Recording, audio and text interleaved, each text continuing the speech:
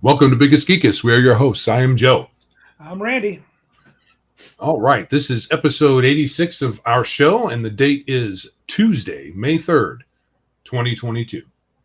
How's it going? Good. Good day today.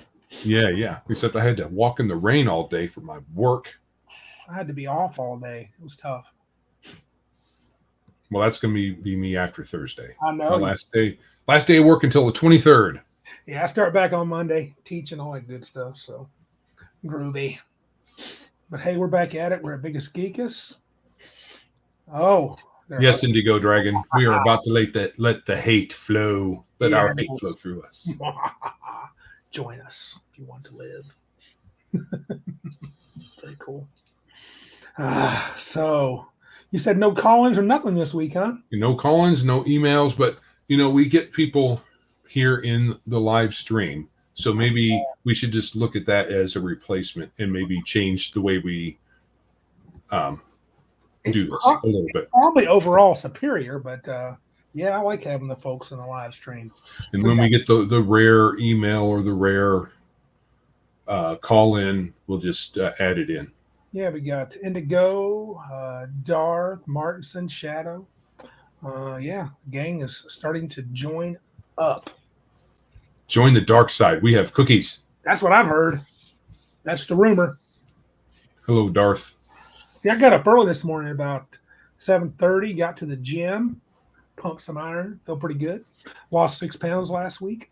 All right. Yeah. Hungry Ewok. What's up, man? I haven't lost any.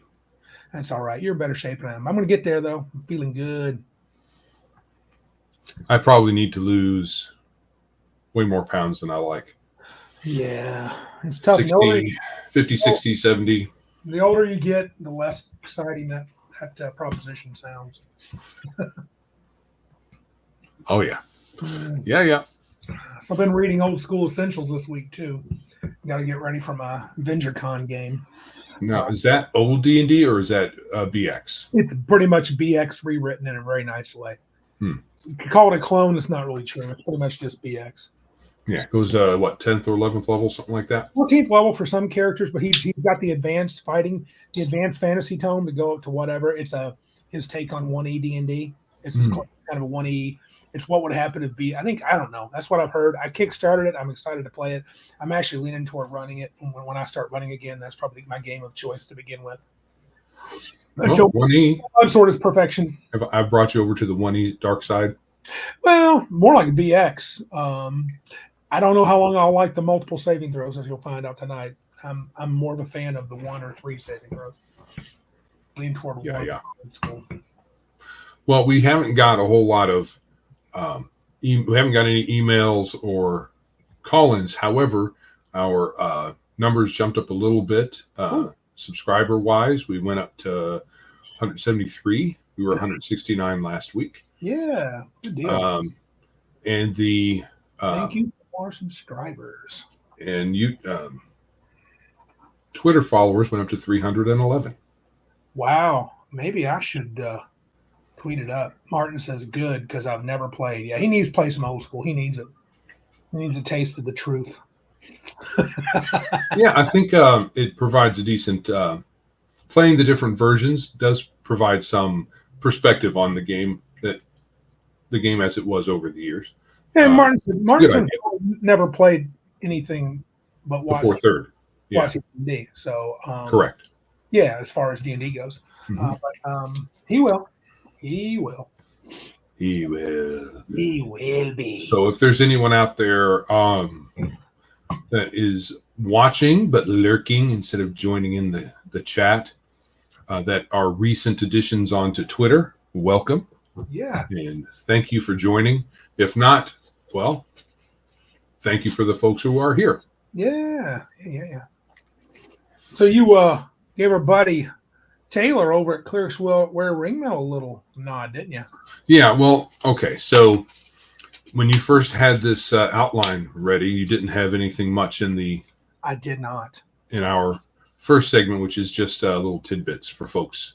Yeah. And so I figured I would, instead of, it's been a lot of bashing stupid stuff like on Twitter, I've been really hammering the idea of orcs being replacements for black people, which just today, I mean, I only posted the one, right, and got lots of reactions up to today.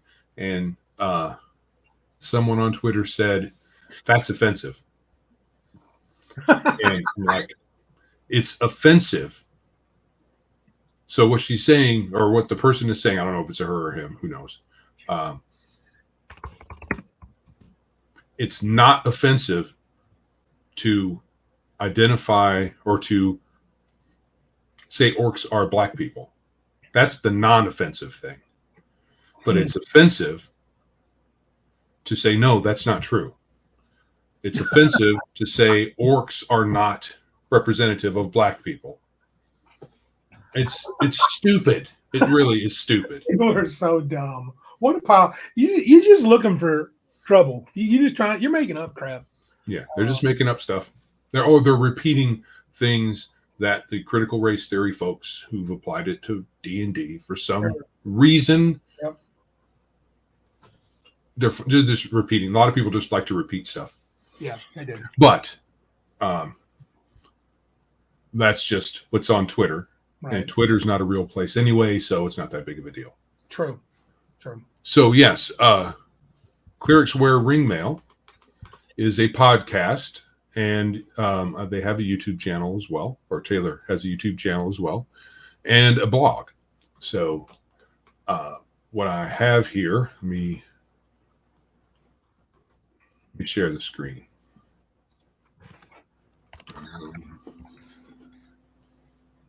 Pull that up. Huh.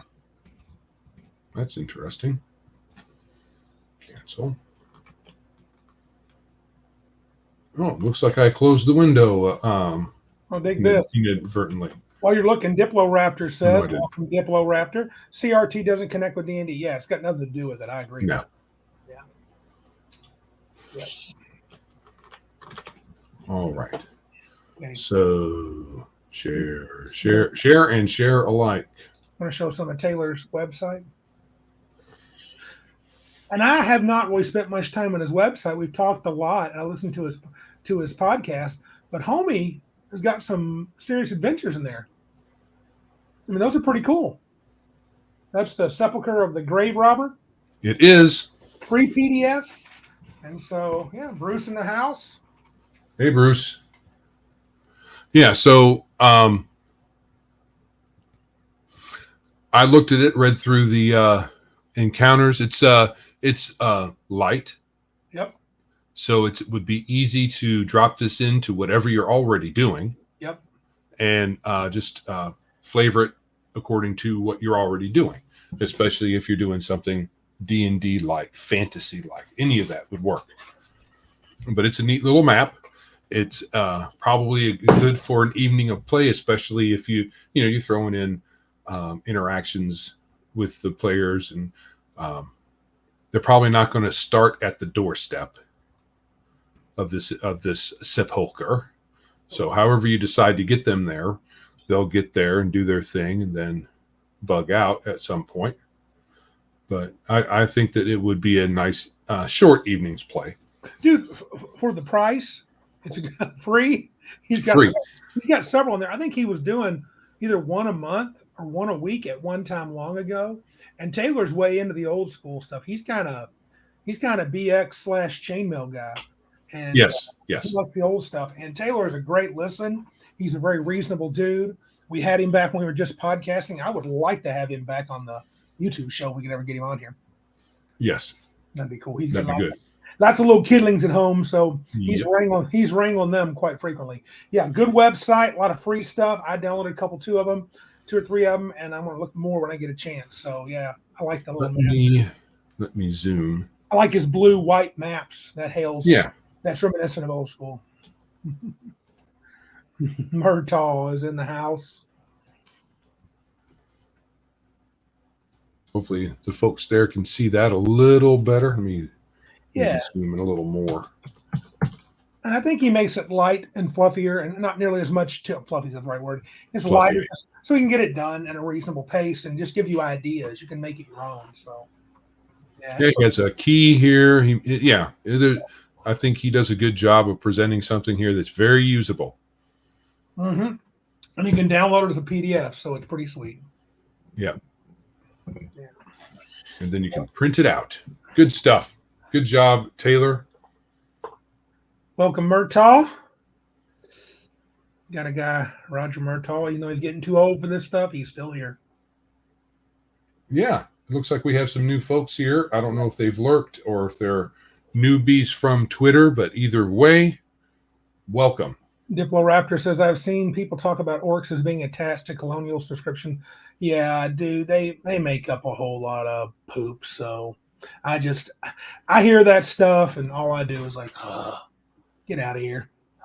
It's ridiculous nonsense. Yeah. It's kind of revisionist. Yeah, kind of. So folks put on a lens and use it to investigate things from that particular point of view. And it's one thing to say, I wonder if. Yes. Okay. I wonder if this is the case. Yeah. But they rarely start that way. No. What they do is they say, this is the case, and they go and find things that prove their point. Yeah. Anyway. Yeah. So visit Taylor's site, Clearswell Ringmail. Listen to his podcast or his YouTube. His YouTube, I think, right now is just his podcast. He doesn't have. Yeah. Just like us. He's a funny dude. He's got some good comments. He has a reasonable take on games that I think are pretty fair. So, Kill Raven's here. Welcome, Kill Raven. Bruce is in the house. So, and I also wanted to boost Red Dice Diaries. Yes, John Allen Large. Good podcast. It's a good podcast. He's over in England, so his timing. He's only been able to watch us live once. Yeah. Hey, Shadow, you finally made it back. We haven't started the hate yet, so we haven't missed. Hey, we'll be starting. We'll let it flow through you initially. Yes. But the Big John is doing a long form campaign series. He's got at least 3 out right now, where he and his buddy, what is his name? His one friend runs Burning Will, and he runs John's Smoke and Snow campaign is Old School Essentials. But John's he's a thoughtful guy. He has his own opinions, but he's fairly reasonable. He was on last week and visited with us. So I can almost, the name of his friend is on the tip of my tongue, but they're having a good discussion, a very deep dive into long form campaigns. So good stuff. Yeah. He has a lot of good stuff over there. And he's trying to podcast every day, I think. Yep. Seems like it. Yeah. But his stuff is short. It can range up to an hour, but mostly it's like a half hour or less. Yeah, usually 20 to 30 minutes is pretty common for John. So he gets to the point. So give him a listen. We like beating around the bush. All right. Cool. Give him a listen. Yep. Yes. And on Twitter, since we were talking of it, someone posted that RPGs are expensive to get into. And I'm like, no. And they were like, well, you got to buy all the books. I'm like, no, you don't. But for those who just need to have the whole game, right? Yeah. The rule cyclopedia for a BX D&D up to Masters, which is 30. It takes you first to 36 level. It's a complete game in one book. Yep. It's gone up a tiny bit. I thought it was just $20, but it's 26. So sorry. And I heard on Tinkar's Tavern that apparently some of the old stuff, a lot of the clones and stuff, a good chunk of the clones are on sale right now at drive-through. So, but I guess this is not being a clone. This is one of the original big dogs in D&D. Yeah, you don't need a clone to play this. The formatting's a little dated, and all of that, but it's very playable. It's the old version, so it's racist class and all of that. Good. Darth says you can get the SRD for almost every game out there for free. All you have to do is look. That's close to true, dude. Yeah. So if you really just want to play the game, you can do a lot of free stuff without even doing any cheesy pirating bullcrap. No, that's what he's talking about. Oh, no, he said SRD. If you look hard enough. Oh, SRD. SRD, yeah. Yes, SRD. Darth's not being shady. Dark Lord would not be shady. All you need apart from this is dice, pencil, paper, and you're good. Heck, these days I use a dice app. Right. So, but yeah, I think that's a good buy. That's a good book. It's not my favorite version of D&D as we're going to tonight, but I really appreciate it. Something about it is pure the right word? No, not pure. Just something nostalgic. It's nostalgic, but it's more than that too. I think I like the completeness of it. I think I really like that collection. Eclipse Phase. That sounds familiar. Yeah, that's not one that I never really cared for that one. It's kind of transhuman sci-fi. You can put your brain into different things. Each their own, though. It's an RPG. Play what you want. It says, interesting. He says it is Diplo Ruptures. It is legal. The creators openly set up pirating for their own RPG to encourage it. Okay. All right. Cool. I remember the name. I just don't remember anything else about it. I mean, nothing about it exciting. I remember when it was brand new at Gen Con. I saw the guys. They explained it to me. It didn't sound like it was up my alley, but they seem like pretty good dudes. So it's science fiction. Yeah, sci-fi game. Exactly. So, but it has a pretty rabid following. Folks like it. It's just not for me. Explore Eclipse Phase. Cool. Yep. And apparently they want you to. Well, Paizo didn't say it, but in the day when we were into Paizo during 1E, they just didn't. They didn't pursue anybody as far as pirating goes. They said people that really liked their stuff would probably buy it. That was their old mantra. Transhumanism plus Delta Green. Okay. All right, Dr. Bradley. What's up, man? Delta Green being military. I think it's Cthulhu military. You get Cthulhu machine guns. Yeah. Guns and ghouls. Yeah. So yeah, that's good cheap alternatives, especially since everything costs so dang much right now. Yeah. The gas station just down the road from my house, they went up 40 cents in one day. Dude, I got 80 cents off and I still paid well over $3.50. Dumb. No, it's $3.49. My bad. Oh well. Revolution. Viva La Revolution. Well, yeah. It's all Putin's fault, apparently. Putin did it all, yeah. Putin did it all. Nothing was happening before that at all. Oh, Bruce clarified. Delta Green is SEALs versus Cthulhu. Well, SEALs seem hardly capable of doing anything except, eating fish. So I'm not sure what. Cthulhu is a lot of Cthulhuites are ichthyoids. That's true. So I think they got them. I like what was it? Killraven set up here real quick, and this is where I may not use pure, but I like his gusto.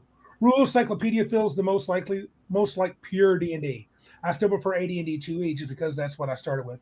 Yeah, I agree. It's just something I love reading the Rule Encyclopedia, and that is partially nostalgia and partially like, yeah, this is the D&D that I remember learning initially because we didn't do OD. We know OD&D from just looking at I bought the PDFs and I've looked at them, but we never played that. No.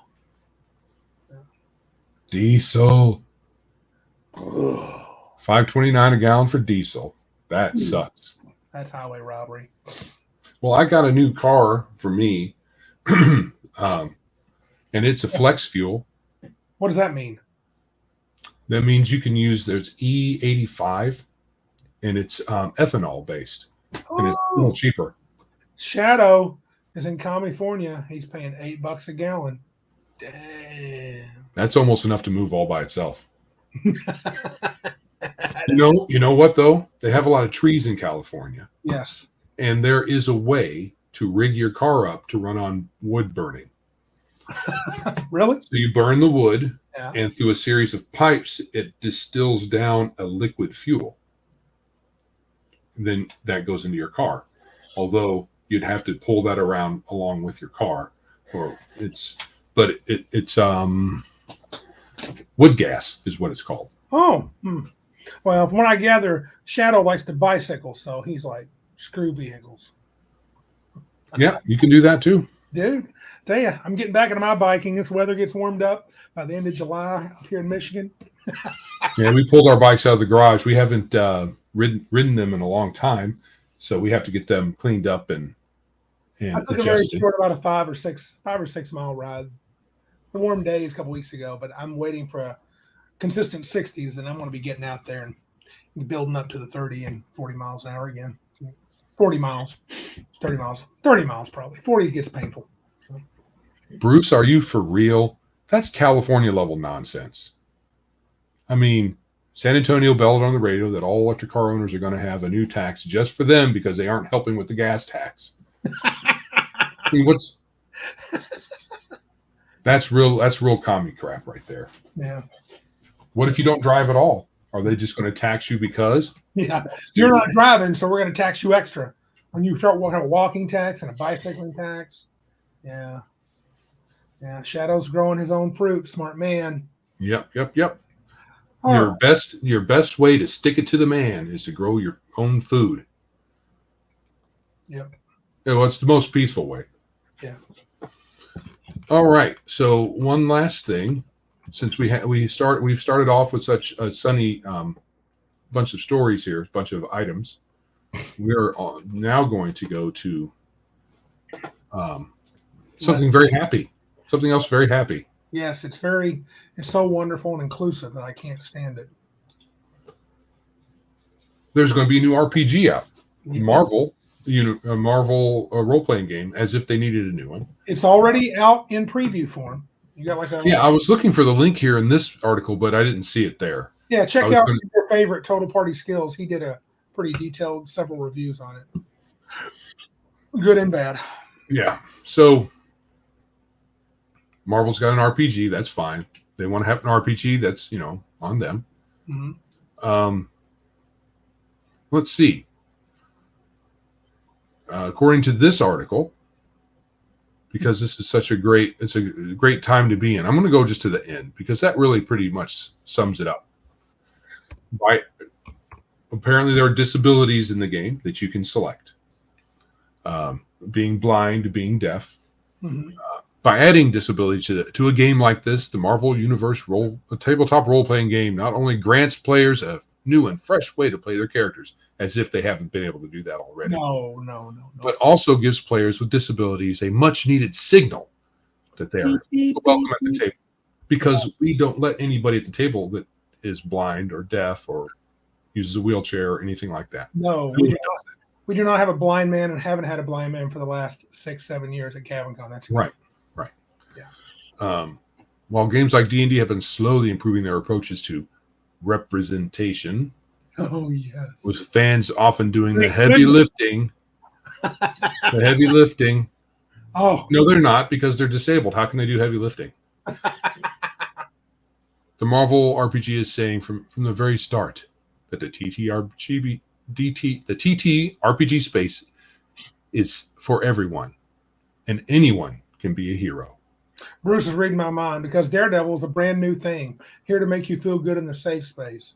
Truth. There's never ever been a blind hero. Oh, wait a minute. One of the most famous heroes, Daredevil. Gosh. We haven't ever had a wheelchair-bound hero, except perhaps Professor X, one of the most powerful mutants ever. Correct. Well, arguably at one time when I was reading comics back in the 80s, early 80s, he was top 2 or 3 of all the heroes. You didn't right. Yeah. Right. Especially with Cerebro, he could affect the entire planet. Yeah. I agree, Killraven. So it might be a good game. It might be. Apart from that. And it's a modern game. So if you have someone that's disabled, who cares? You can be a superhero that can overcome it like Professor X does. Right. That's fine. With his brain. the idea of representation, whatever. Yeah, it's just like, I don't know. I don't even know what they do. I don't get it. Well, whatever. Do you? Good luck. See ya. Don't want to be you. Wouldn't have nothing to do with Marvel. They're stupid. That's all there is to it. Yeah, not buying it. No. I have their old game, Phase Rip. Yeah, good game. I don't need it. Don't need it. So yeah. And also I just got the PDF of that Ascendant All-Star Squadron book by Autark, the guy that made Axe. That a lot of folks don't like him because he's sure, he's halfway normal, and I haven't got the RPG yet. I'm waiting on that, so that should be coming pretty soon. And it's a superhero game, and I think you'll like it, Joe, because it's kind of not complicated, but it's crunchy in the vein of Hero System. I like crunchier games. I don't like them super crunchy. I like complicated games. I mean, rules like games kind of get on my nerves. But yeah. Oh, here's look. Darth says, "Hell, the character Forge has it." Yeah, I mean, they're not. It's not a new thing. Get over it. Act like that. Marvel's never done this. They do it all the time. They've done what about Box? What? Box from Alpha Flight. He was in a wheelchair, and then he fused.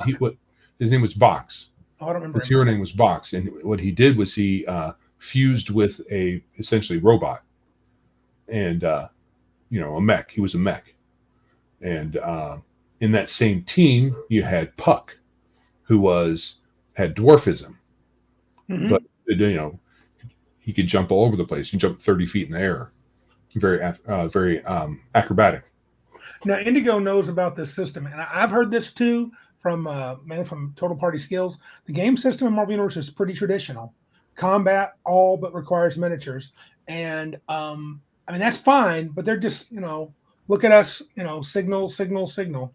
So whatever. I mean, I just my thing is I don't respect Marvel at all. Why would I buy their RPG? No, I'm not giving them any money. Yeah. They've ruined all the comics.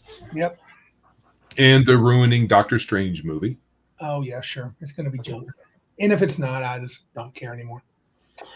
I mean, too little, too late. I have in my mind reviewed the first Doctor Strange movie. Mm-hmm. Not the 70s Doctor Strange movie, which was really bad. The TV wasn't it a TV show, a TV movie? It might have been a TV movie. Yeah, it was no good. It was bad. But the more recent one with Cumbersnatch. And while I want it to remain a movie I like. Mm-hmm. Whenever I see them kung fu fighting, mm-hmm. I'm like, you should be casting your magic because that's what you do. You're Doctor Strange. Doctor Strange doesn't manifest weapons ever.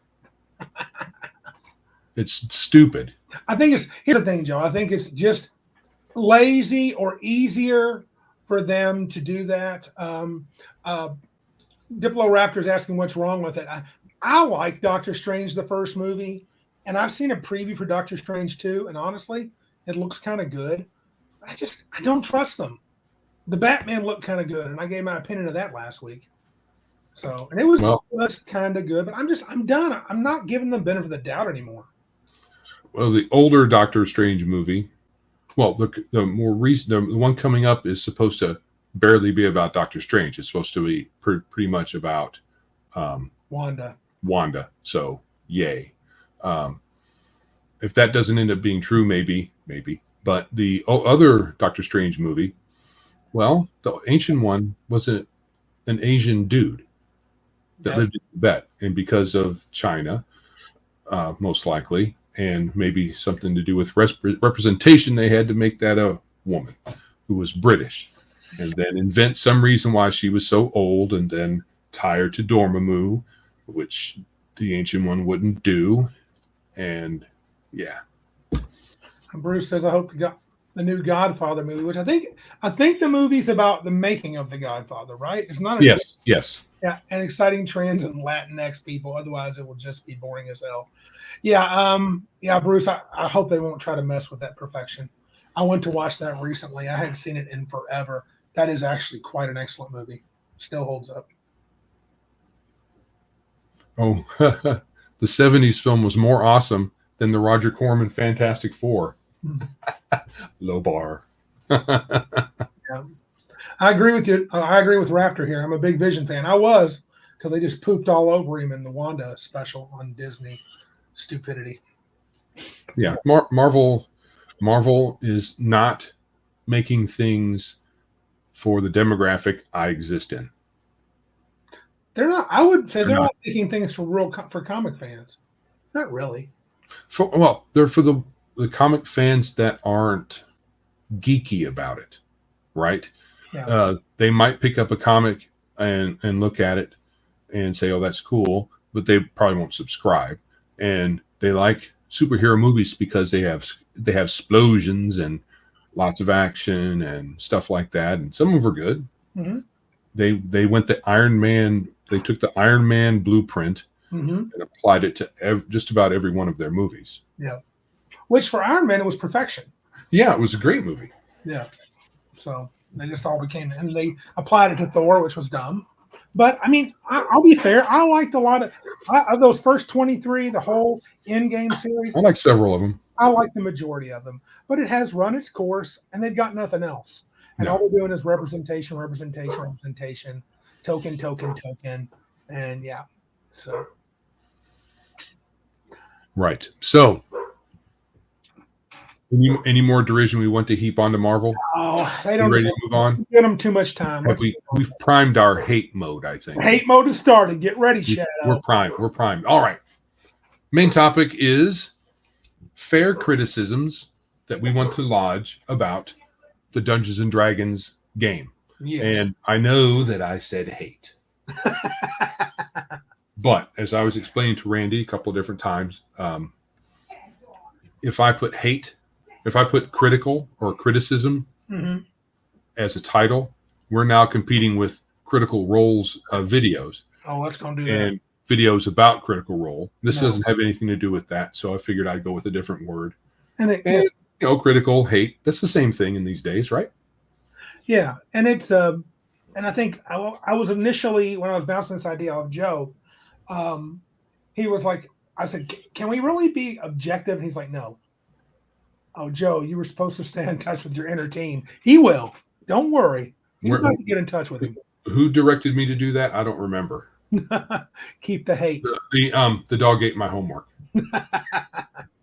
But I thought, can we be fair? Because this is kind of hate. It's a strong word. We're just going to give you our opinions, things we don't like about D&D, because we can't give you anything else. Oh no! Thoughts on Critical Role? I have none. I don't watch it. Not because I've seen any of it, but because live plays make me fall asleep. I have opinions on it. And the other opinion is probably what you're going to say. I'm fine with what they do. I think what they do is great for people that like it. They enjoy it. I've watched 30 minutes total, and I've tried my best. It's not for me. I'm not sure. I believe a lot of them like D&D. I do believe that. I'm not sure it's actually a D&D experience, but maybe it is. It's an experience to watch. It's I see D&D through someone else's eyes. It's entertainment. It's entertainment. That's the problem. So it's not truly D&D, but it is a thing unto itself. Good for them. I'm glad they're making cash. I'm glad they got people that like them. They're not hurting me. Right. It's other people entertaining you. Yes. Now when you play D&D, you are in on some level entertaining yourself and each other at the table, right? There's some level of that, because you're having fun together. But watching other people play, they're not simply playing the game. They're performing. Yeah. And that's not really D&D. That's at least a different, it takes it somewhere else. But I think, dude, not many folks can do what they do. That's impressive. I mean, they tell it's like story time, but they have dice. And I think, like I said, I respect it. I just wouldn't necessarily call it. Thank you, Cal. As my therapist, he says I'm having a good start. Yes, great. Yeah. All right. So, yes, the definition of fair. Do we need to talk about that? No, because We really, understand fair. people will argue whether what we say is fair or not. But I think it's just in the end, if you have an opinion on an RPG, it's just your opinion. Yeah. And you can defend it, and someone can also tear it apart. So let's do all that tonight. Sure, because this is all subjective. We're going to have people disagree with us because I'm going to say things I don't like, and they're going to say, "But play some other game." And no, I can no. How about no? I'll play this game. How about that? Yeah, I'll play this one, and I'll make whatever changes I like. And I'll play. You're not here to play with me, so it doesn't matter. I'll play OD&D with Tieflings, Dragonborn, Fortitude, Reflex, and Will. Suck it. I'm saying you could. Yeah. All right. So TSR DnD, which is old D&D through 2nd edition. Yeah. And Wizards of the Coast didn't purchased it, and then produced 3rd. So there wasn't any Wizards of the Coast 2nd edition things, right? Right. Okay. And I know that some employees transferred. Not sure how many, but some did.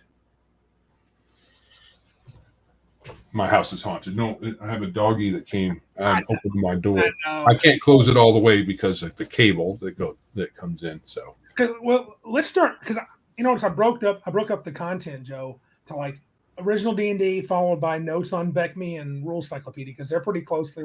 Well, original D&D is pretty. Honestly, it's kind of its own beast. It is. But BECMI D&D, and then I did 1E sort of tied with 2E. Yeah. Yeah. So, do you have the PDFs of original D&D? Yeah. Okay. I've looked through them. And I mean, I have my thoughts, my things that I don't care for. Not a big fan of D6 hit points for everybody. Right. In original D&D. And this runs through all of WotC D&D or of TSR D&D. I hate the titles of the saving throws. Sorry. They're just dumb. Poison, paralyzation, death magic. Oh, that's just, why do you categorize things to get? I don't even know what you're talking about, but I mean, it's not that I couldn't get it. I'm just like, why are they together? Well, it's right. I think like many things in this game and in all these games, it's arbitrary. Yep. Whenever you could justify them. Like Rod Staff Wand is technically different than spells because they're coming from a magic item that is not at the full strength of the caster in the original game. They were set. So, okay. But to me, it's like, it's a magic saving throw. Yeah, but if a caster of the level equivalent up to the max that a wand or staff or rod would have in it cast the spell, it would be a different saving throw. Right. So first level wizard casting Sleepwell doesn't have a saving throw in that game anyway, but Indigo says, oh no, Legion, you're back in. You've not missed the hate. The hate has only begun. Indigo says those categories came from the war game. Yeah, that's important. Thanks, Indigo. OD&D is very important that we know that it comes from a war game, and they assume you have knowledge of chainmail in those rule books, right? Which kind of bugs me. I mean, well, it does say you need chainmail. I know, but still, it's weird. But I mean, it's weird from a more modern viewpoint. So to be fair, it made sense because those guys were creating the hobby. So to them, they had all played chainmail or its derivative. Right. So they already had a combat system. Yeah. So OD&D just added the fantasy elements to chainmail. Yeah. Well, OD&D had the fantasy elements. You use chainmail to do what chainmail does, and that was all. DMs roll for stats. That's fun. Okay, so DM makes your character for you, which I guess again with original D&D, this hate is I'm willing to be softer because they were the creators. It was the first draft, right? I call it Model T. Huh? I call it a Model T. It was great for what stats doesn't matter. Yes, you can have 15 strength and you get 10% more experience points, or 13 strength and get 5% more experience points. But as far as hitting and missing, poop. No matter. 18, 17, 6, 2, 1, 9. Who cares? Right. Yeah. All dungeons all the time. To be fair, that's all they had in mind was dungeon exploration, but that's all that they had, and it was a little weird. I like dungeon exploration. I do, but not like 24/7. That's the only adventures we do. Spell descriptions, whew, talk about loose. Man. And some were just crazy powerful. And alignment Sleep. wasn't, huh? Sleep is very powerful. Very powerful. And it's a first level spell. There's no saving throw. And charm was very powerful. Failure save, you're my servant for 9 years. Not exactly, but it was kind of like that. The average person. Yeah. I mean, and there's nothing on there saying you can't cast it multiple times and have multiple charmed people following you around. Yeah. Or, just liking you a lot. Yeah, first level wizard, you got minions galore. I mean, but I mean, I don't like I said, I would say I find those annoying. I'm not sure if this is where I can fit in the tech spells. I think I'll wait on that. Alignment is mentioned as a thing, but not explained well at all. So that's not the part. The old D&D didn't have the law, neutrality, chaos thing. Yes, it's mentioned. It's mentioned, but that's it. And creatures are labeled as law, neutral, and chaos, but it's not well explained. But I think, again, that's probably a chainmail thing. I think they had that figured out already. Yeah, because they were units. And in general, creatures. That's not the worst way to do alignment, but I'm really not an alignment guy. I mean, I'm okay with good and evil as concepts. I don't understand why you have to label this is, especially in first edition. We'll get to that eventually. It was like a straitjacket. You are chaotic neutral. You are. Well, people acted like it. So, yeah. Did you read and find any other things that I missed, Joe? That bugged you. Biggest thing for me that bugs me is racist class. I prefer the first edition, second edition way of handling races and classes. Yeah. I think it could be better even than that, but having elves are just elves. Right. And understand getting too far away from that takes away one of the things about humans. Humans are the ones with the breadth of experience and temperament and all of that, and the races are more focused and limited in those areas. But there you go. Shadow and Sun, we think alike. Yes. Racist class. Now, I'm not saying that an elf or a dwarf should be able to be as many things as a human. Right. But it would be, to me, it's silly. What is a dwarf? Yeah. Why can't a dwarf be a cleric? Or you can justify it. So you could say that, yes, there are dwarf priests that use magic similar to clerics, but they don't adventure. They are cloistered. They stay with the dwarves. They don't go out adventuring and all that other stuff. And dwarves are essentially fighters of lesser power, I think, in old D&D. Dwarves what? Are essentially fighters of lesser power. They were pretty good till about 8th level, and they were capped, I think. Yeah, so there's that. Yeah.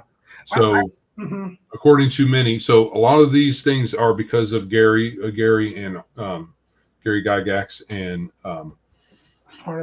Arneson's idea should be, and apparently demi-humans were consolation prizes when you rolled low stats. Yes. I just find it really weird. I think in BECMI they discussed THACO, which I want to save that for later. That wasn't much of a thing.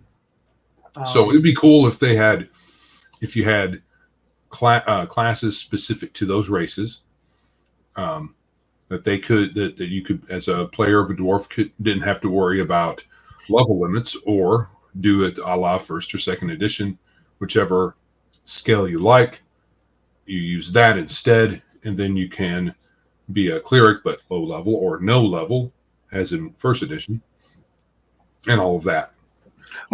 Legion says in AD&D 1A, dwarf clerics are NPC only. I remember that. I thought that was always strange. And then Indigo makes an interesting comment. I still don't have this OSR game, Adventure Conquer a King. Said races class never made much sense to me until he got Adventure Conquer a King system. It's the one OSR game that really utilizes it well. Yeah, I think maybe he does some things with them. That's all right, Larry. You're late, Mr. Elliott, but that's okay. Joe, get axe. Axe make you happy. It sounds painful. Yeah, hard to make Joe happy. But then BECMI comes along, and there's a variety of things here with BECMI, but the alignment thing is continued and explained a little better. Still not my favorite, alignment in general. I thought the weapon mastery rules in Rule Cyclopedia, while they look really fun, wow, they just seem weirdly Very granular. Yeah, way too much nitty gritty stuff for me. I'm not. It's like college. You'll hear that as a theme in most of my complaints through D&D. I'm not a fan of some of, especially in original D and TSR D&D. It's like, man, all this nitty gritty weirdo stuff. I'm not weird. I just wouldn't want to keep track of it. Yeah, I actually like the idea of the weapon mastery rules. Yeah, the idea sounds fine, but like if you had sword and spear and bow, you had maybe 10 or 12 different weapons. Mm-hmm. That were definitely different, like pole arm, or maybe one or two different kinds of pole arms, something like that. Yeah. But having short sword, long sword, great sword, bastard sword, blah blah blah sword, 70 different kinds of swords, they all have slightly different things. It's kind of dumb. Yeah, and I think maybe I'm not a weapons guy. I don't use medieval weapons, and maybe they are different enough where it really really matters. But I don't know. I love my pretend in-game racism. Well, in the old games they had they didn't call it racism. What did they call it? Racial.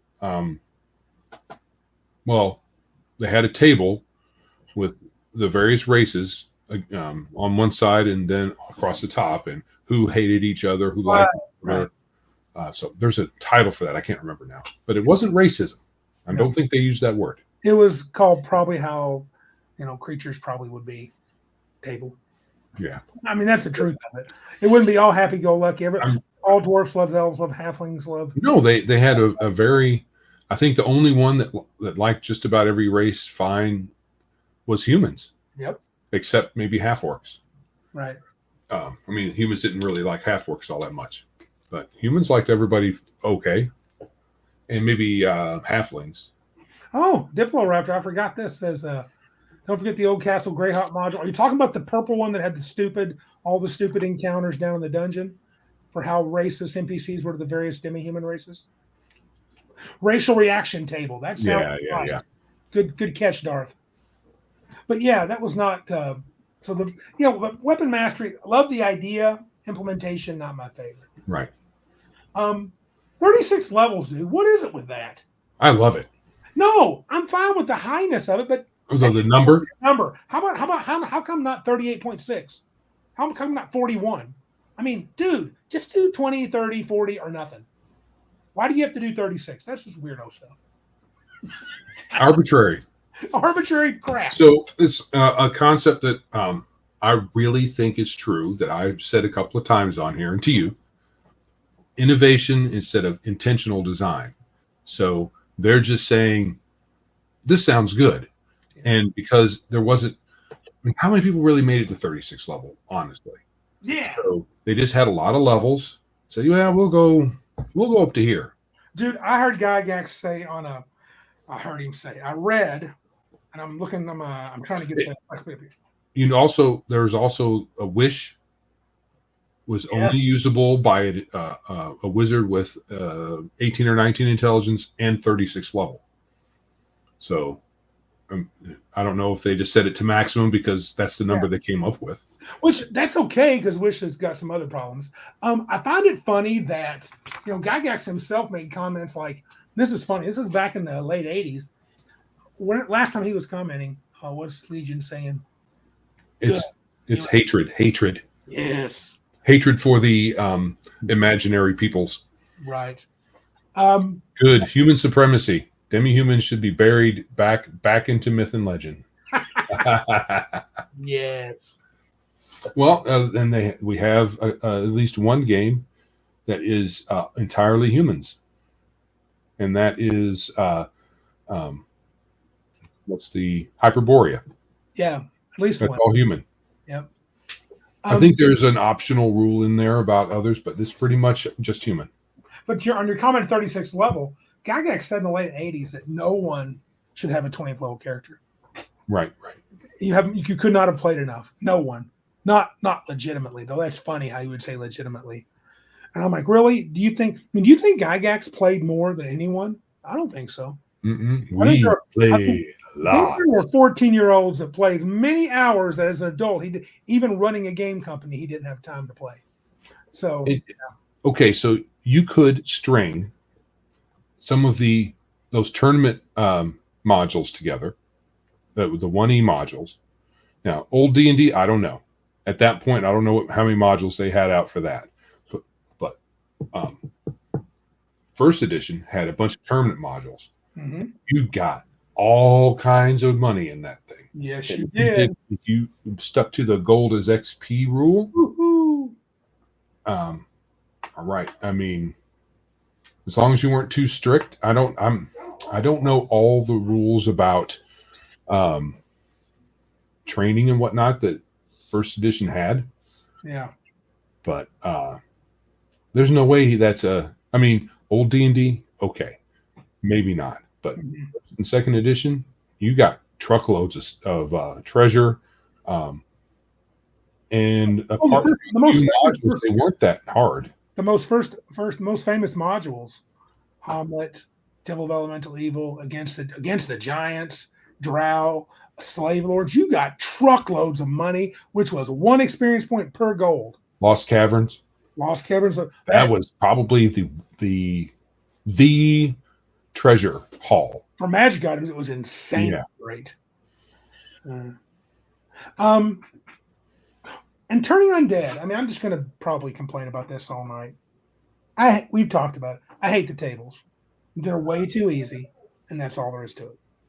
And tables, yeah, they are too easy. I think holding back, like you mentioned last week, keeping an undead creature at bay is one thing, but turning them in. I really hated the automatic T's and the automatic destructions, the D's. It's like, what's the point then? Yep. Well, it's a good thing. Yeah. Mobs of undead keep the PCs down. Okay. Level drain. Here's 13 vampires. Roll initiative. I guess that's how you could do it. Yeah, and this is the other thing. XP for gold, according to Shadow and Sun, could be reduced if it was too easily obtained. But that's subjective. I mean, so the DM puts in, let's say, you go into this module, or the DM has his own thing that he thinks is challenging, but because the players roll really well, or plan really well, or the DM may roll really crappy, all those things can end up making it seem like it's not much of a challenge. I don't think I like experience points for gold in general. I've never really used it very much. Even back in the day, I punted on that quick. Okay. Good combo. Max says 1 vampire, a banshee, 10 zombies, and 20 skeletons. Yep. And that's the first encounter of the adventure. There you go. Have fun with that. Yeah. Shadow, love the power of turning undead. Look, one of the few things that Monty Cook said that I thought really stayed with me during the 3rd edition era, which I'm still claiming he's right. Turning undead turns an encounter into a non-encounter. And I don't like that. You know, your mileage may vary, but I could care less about it. I am irritated when I see horror movies, especially mostly lately, where there's supernatural evil, but there's no supernatural good. Right. And all of the people who could be of use that are in a church or in the church are depicted as just weak. Yeah, with no power at all. Right. Faith doesn't do anything. I wouldn't mind if the cleric could turn the undead. You know, if you're a 3rd level party, you come on a vampire lord and you roll really well and you can turn him and you keep him at bay so you guys can escape, not so you can kick his teeth in, you know, or that he runs away from you.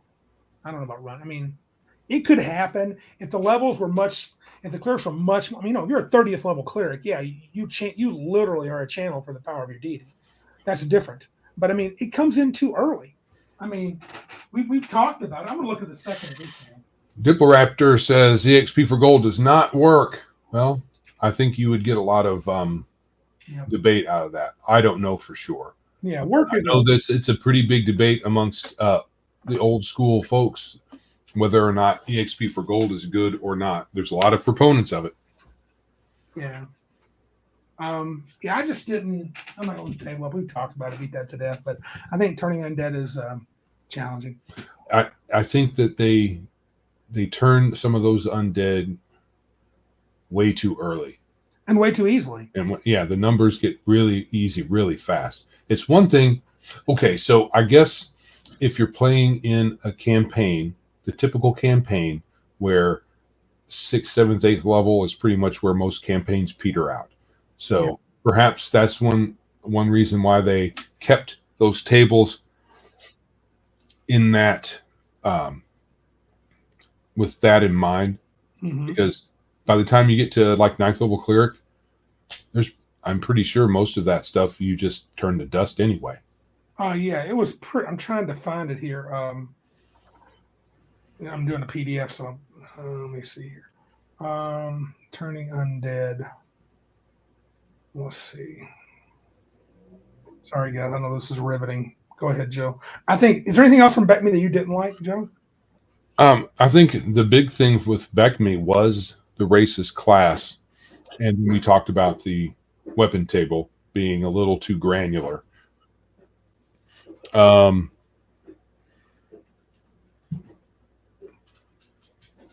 Yeah, I think that's about it. I mean, okay. Vancian spellcasting. I'm surprised that just now coming up. Well, it's not my favorite. Nope. For sure. I think I know it's simple. You have these spells of these levels. You get X more when you level. So I understand the ease of it, the simplicity in it. But I just don't like it. I think it's a bit counterintuitive. Yeah. Well, Vancian was, I never thought about it much. I guess I always liked, how I'm pretty harsh on the old wizards and stuff, and I don't want them to control everything. But I do agree it doesn't feel like anything it doesn't seem to mimic any novel, story, movie, the way magic works. Nothing like that. Yeah. I understand that many of the spells were powerful, especially when you got to a particular level, like 3rd and then 5th, and then after that, lots of power. Yep. The compensation for that was ensuring that you had very little you could do at early levels. But I get what kind of mentality and the style of gameplay that evinces, which is protect the wizard until he gets 5th level, because they're almost useless until then. But it's kind of weird. Yeah.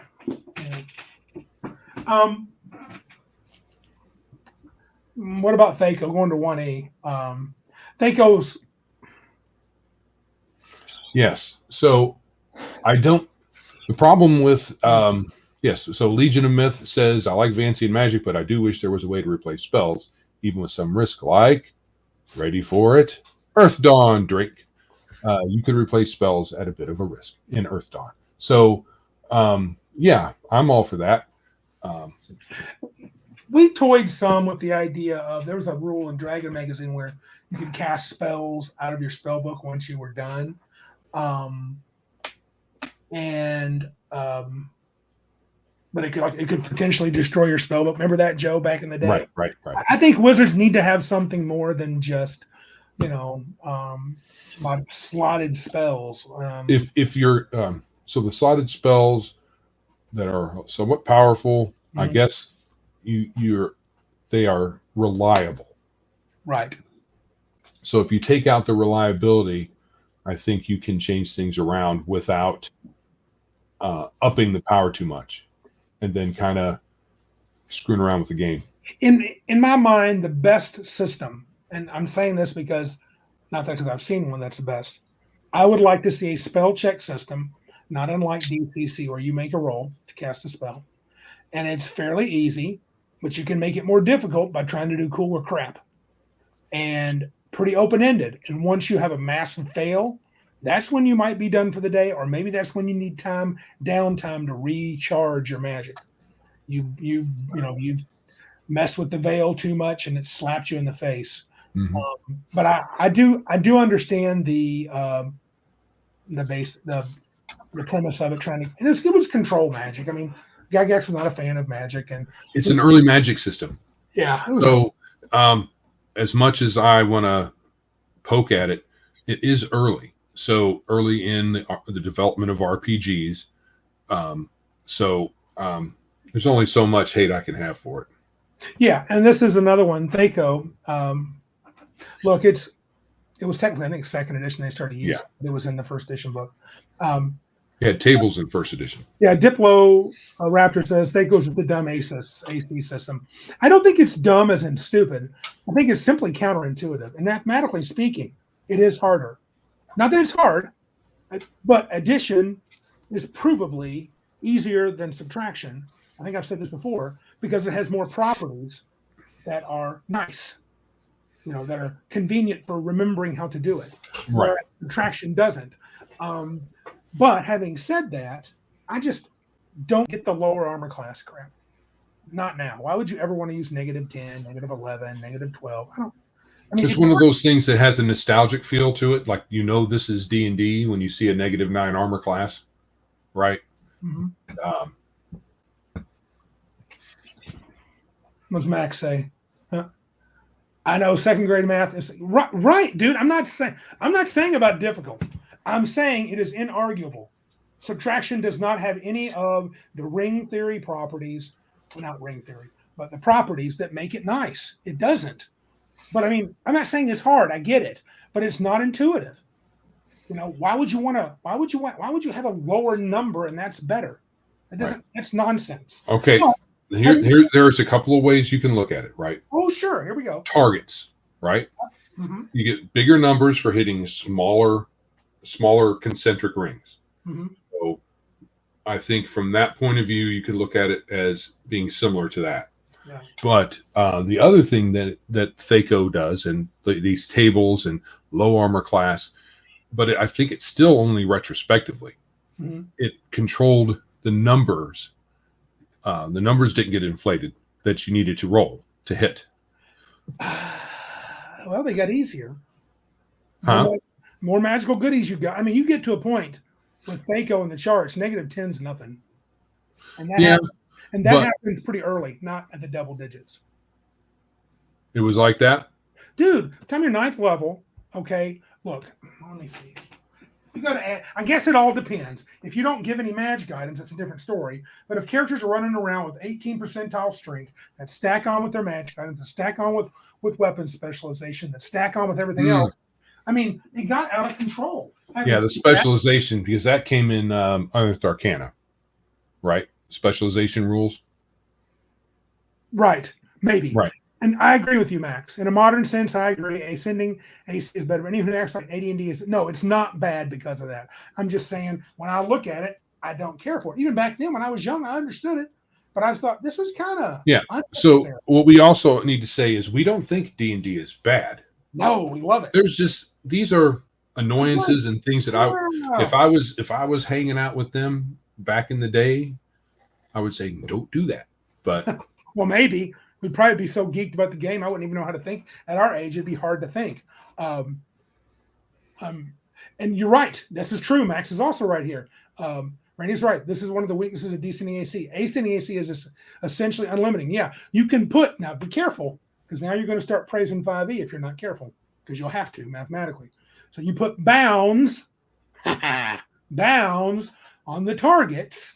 Nobody can get an armor class better than -10. I believe that was the rule back in 1E, and maybe even 2E till the very end, and worse than 10. Now, it was funny. I saw monsters at the end of second start to get ACs better than -10. Yeah, the tables went higher and lower than that, though, in first edition. Not higher than -10. I think they did. Yeah. I don't have the player's handbook, but I do. Yeah, I don't. I don't know if I would rely on Osric to have the precise table from before. I remember. Well, Ostric's pretty accurate. It says -10 to 10. Oh, they had it for each class. How weird. Yeah, maybe not. Maybe not. Maybe I can't rely on Ostric. So that's all right. I don't have the 1A player's handbook. Yeah, that's a tricky thing. The bounds on that. It definitely deserves. It was a very manageable system. THACO was not too hard for anyone. No, it's not. It wasn't it's not terribly intuitive, I would say. And all of the stuff is still fairly early in the RPG industry's life cycle. Yes. It's hard to fault them because they're still, and they're still doing new things. And first edition, if you believe historians, first edition was a bid to differentiate from BECMI and Rule Cyclopedia for one reason or another, perhaps legal, and to kind of, push Arneson out, even though Arneson won his court case. Yep. And so some of these differences that were brought in from old D&D to first edition were done purposefully for, some say, tournaments. And Gygax has said tournaments now and again, back in the day. And so to me, that still says somewhat these things are a little arbitrary. Like, why go negative? It does limit your numbers somewhat. So you could look at that as a good thing. It is limiting. Yeah, there's advantages to it. I think, Bruce made a comment. First edition was a way to scrape Arneson out, and second, scrape Gary out, which is kind of true. It's kind of true. Yes, and then that's what I heard too. Yeah, that's literally targeted Gary, yeah. So he kind of got some karma there. Yeah. So Shadow wants to know. He says, "What's the worst thing about D&D that I didn't create it, and it's not Randy Nichols and Joe Harden's game?" Correct. That's the worst thing. But apart from that, over the history of its life cycle, I do have one. Oh, what's that? And that is the changing lore. They couldn't stick to, even if they expanded it, that's fine, additions, but they couldn't stick. I mean, between old D&D, basic through immortal, then through first and second edition. Well, first, I will say first, because second edition had some issues because of the moral panic. But up to first edition, the lore differences were, I think, minor. Yep. But because dragons were always dragons. And I do believe that kobolds were still dogmen. Right. So in second edition, they had to make changes because of the moral panic. They removed assassins and stuff based on that. And I thought it was a lesser version. But then you go to WotC, and they had to really, they decided, because it was under their roof, that they needed to change all kinds of things that didn't need changing. Yes. It's one thing to maybe modernize the rules, perhaps, but the lore didn't need changing at all. There's nothing wrong with the lore behind the game. It was really annoying every time you had Time of Troubles, and if I'm remembering that right, with Forgotten Realms, every time there was a version change, starting, I think, in second edition, they had some world-altering event in their novel series to, justify it, instead of leaving it alone. Modifying the rules somewhat here and there. Adding sections of lore is fine, but changing the basic stuff, it's kind of stupid. Shadow says the worst thing is not enough time to play. Correct. That is now the correct answer. And we know Max hates D&D Watch. We'll get to that. Bruce hit something I think is actually pretty brilliant. Use the modernish rules of first edition WotC, but keep the lore from first edition TSR. Yeah. That's a good move. Yeah, because you can. Other things. I have a list of several things I didn't like. Wasn't a big fan. And this is a lot of my hate is from what's the word? Hindsight. It's hindsight. Yes. Because we had fun playing the games all the way up to. Yeah, through second, I was like, it never really until third came out. A lot of these ideas never even crossed my mind. Like, I'm not a huge fan of percentiles for thief skills. Roll under. Everyone else rolls under their stat for certain sort of skills. I've already said I don't like alignments, 9 or otherwise. I just took a peek at the Wilderness Survival Guide. Yeah. Because I keep hearing people say it's roll under, 3d6 roll under, but it's not. It's d20 roll under. Yeah. In the Wilderness Survival Guide. They might have changed that in Dungeoneers, and they might have changed it somewhere else to 3d6, but in the Wilderness Survival Guide, it's d20. And that's only for some. Others have percentiles, like a foraging is percentiles. Unless you apply the percentages that you see in the tables to a d20, you might do that. I didn't look at it close enough to determine if that was the case, because you could easily do that, and it's all in 5s and 10s. It's funny, when the Dungeon Survival Guide and the Wilderness Survival Guide came out, I bought them, but I think I didn't know I was already getting very tired of the style of play where you're exploring at low levels, and so the idea of going out exploring the wilderness and doing dungeon stuff and building domain play. I was really, in second edition especially, I was ready for the Planescape. I was ready for Dark Sun. I was ready for Crazy Town, just for something different. And the thing is, that stuff didn't need to necessarily replace any of that. Mm-hmm. You could add that, because once you get your domain, you get into the domain level play. Yeah. That's when you can encounter Spelljammer, if you care for that, or even Planescape.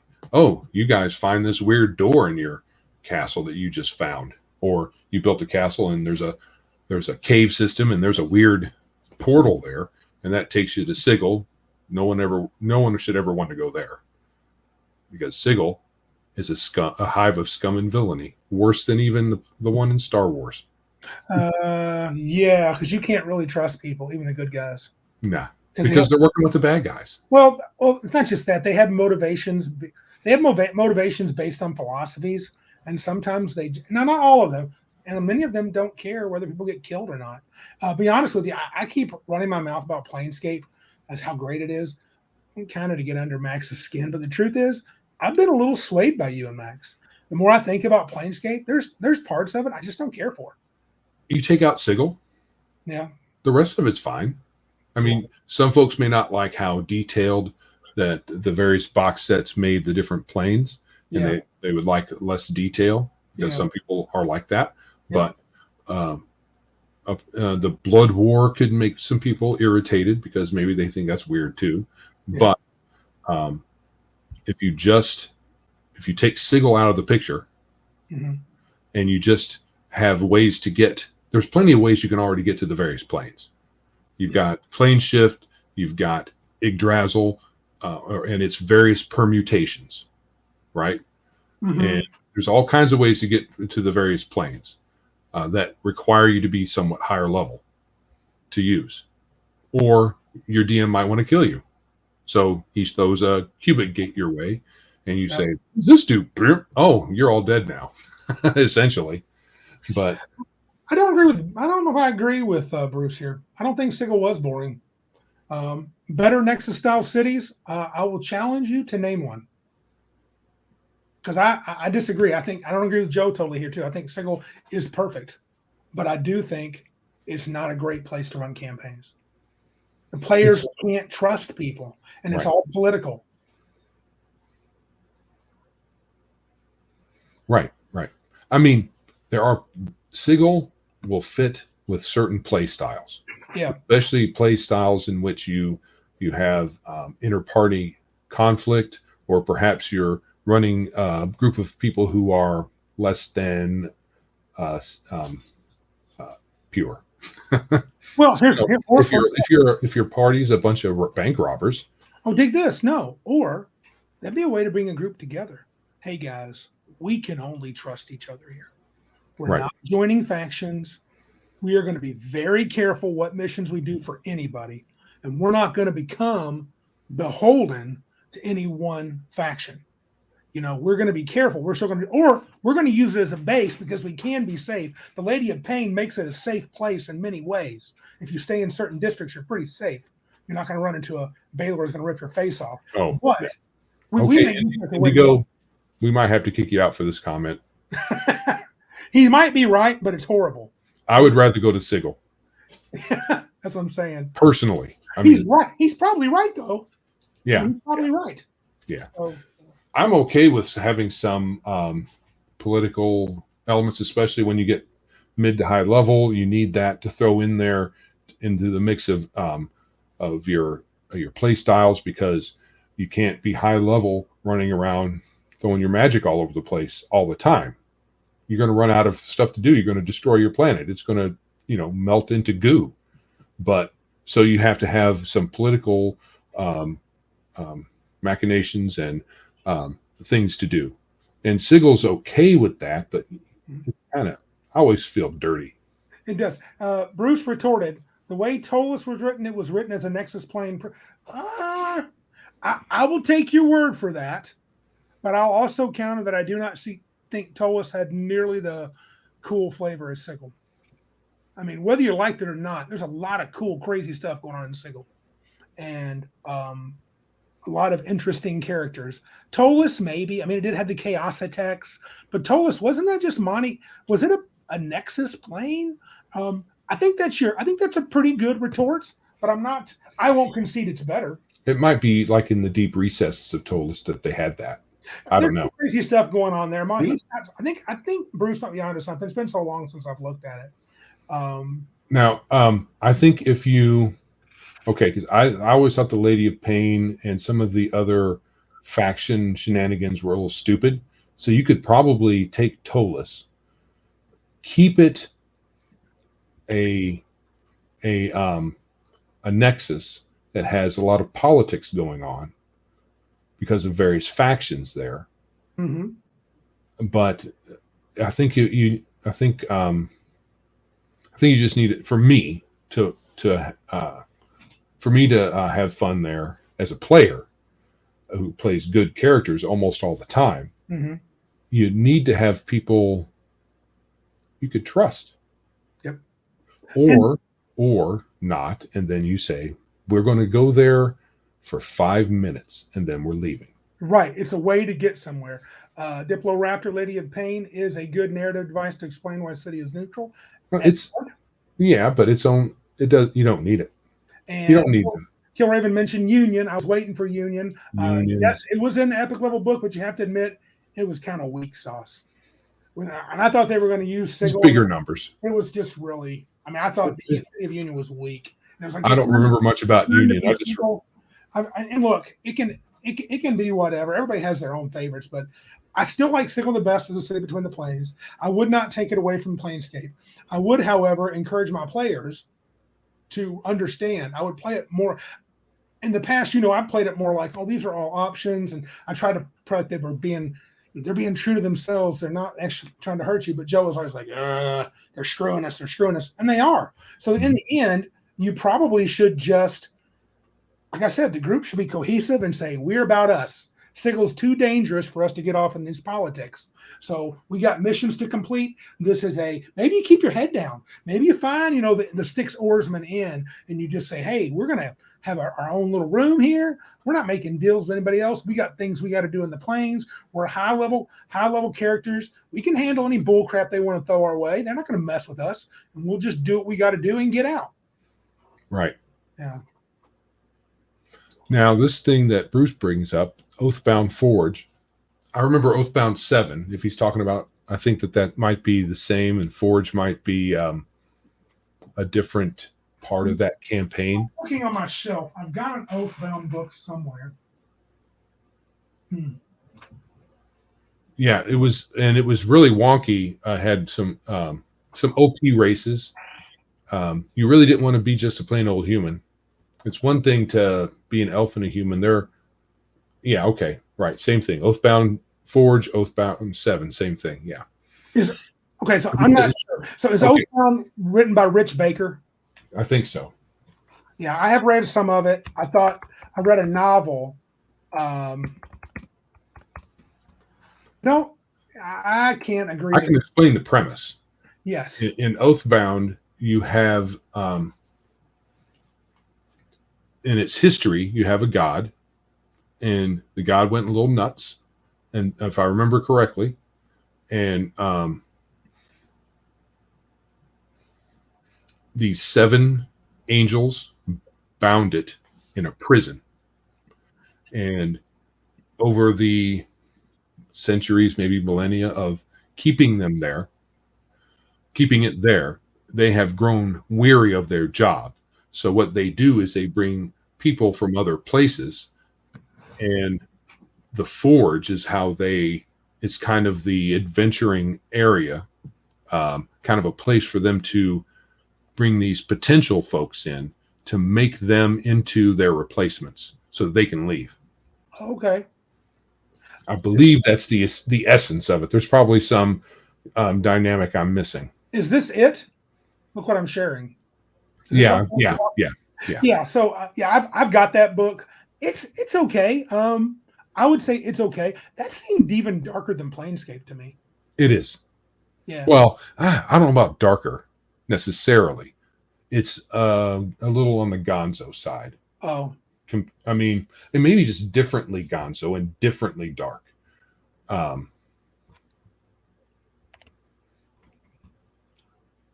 But it's I think it's just different. I don't know if it's better or worse as far as the dark aspect to it. Yeah. And that all depends. I mean, you can go to the Hells. That's pretty dark. Yeah. True. I do think well, I didn't. That's not what I hated in second edition.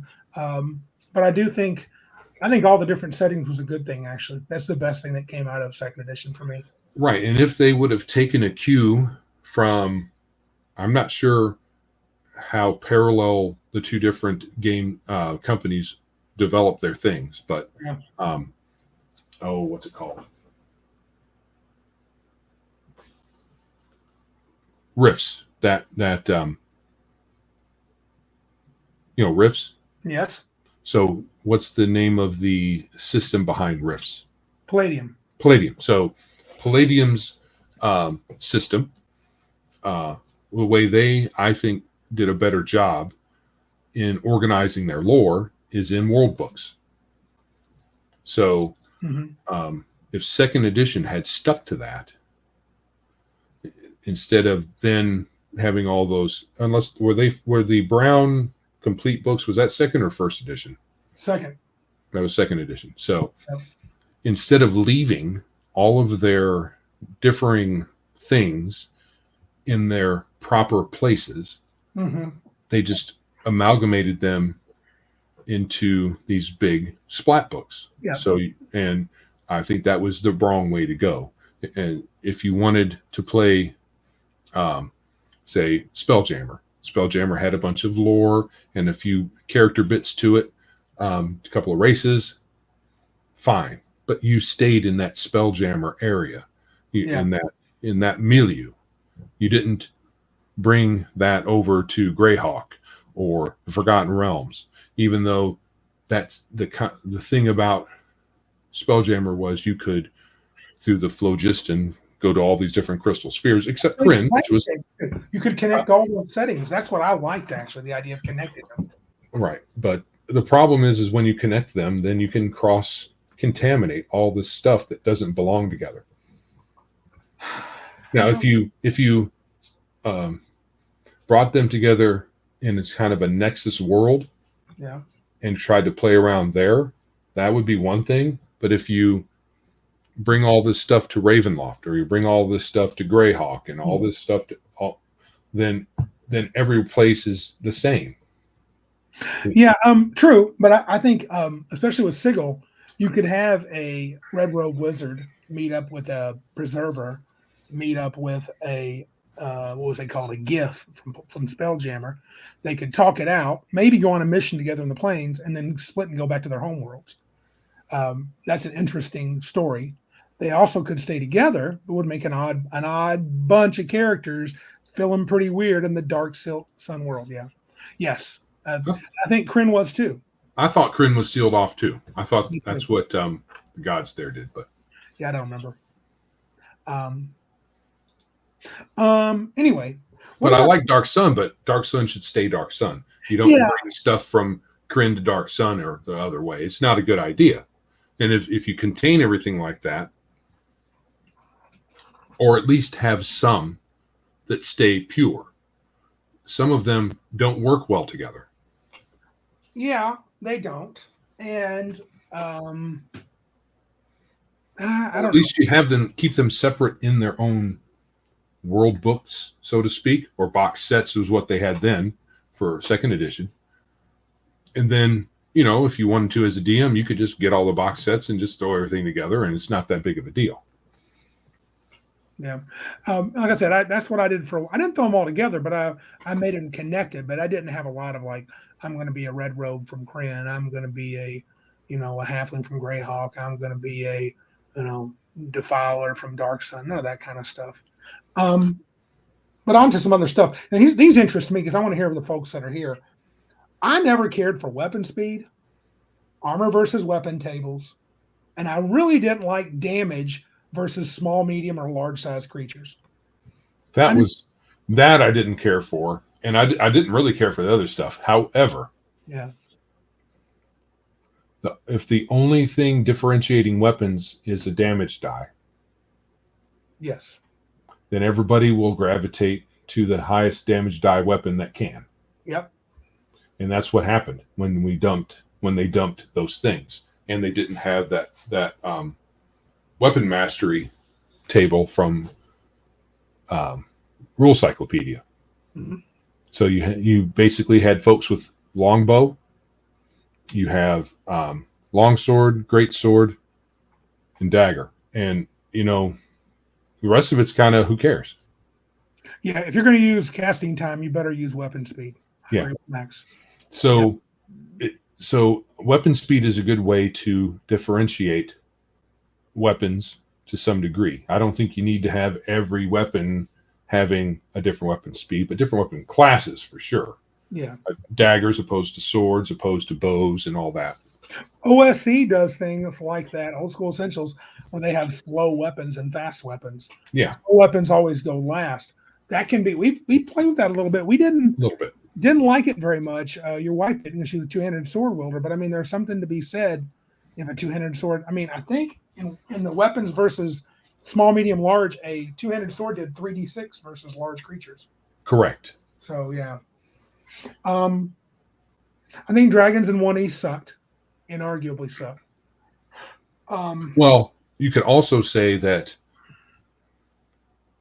compared to, so if you were able to get to 7th, 8th, 9th level and beyond, once you got there, not much in the player's handbook or not much in the monster manual you couldn't handle. No. As written. Now in second edition, the monsters manual, dragons got got a boost. They were pretty tough. Yeah, second edition is where they started with the age categories or the I think they had age categories before, but in second edition you got a lot more. They were much more detailed. Yeah. All the way up to great. Is that where Great Worm started? I'm almost positive. Age category 12. Let's see, what was that called? I think that was a great worm. That sounds right. Great Worm. And they were like +8 to their hit die, +12 to their attack rolls. Their saves were -4 for the fear. They had a fear radius of 50 yards. I mean, a Great Red Worm had 24 D10, did 24 die 10 +12 breath weapon. Well, that's going to kill even high-level characters. Yeah. Multiple. -11 armor class. So monsters breaking the rules. And I believe the gold had a -12. He might have been the king in the all the metallics have really good ACs. The gold had a -12. Yep.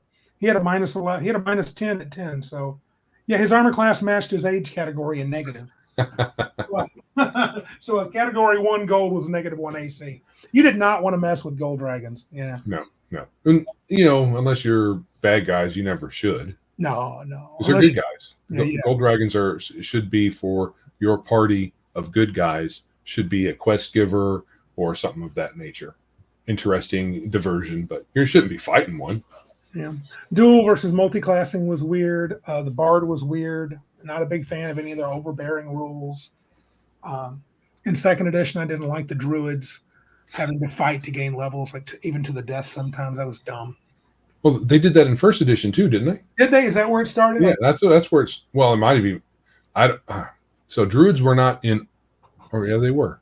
I think that was even in BECMI, in the rule cyclopedia, because there were druids in there, and they were a subclass of magic user, not cleric.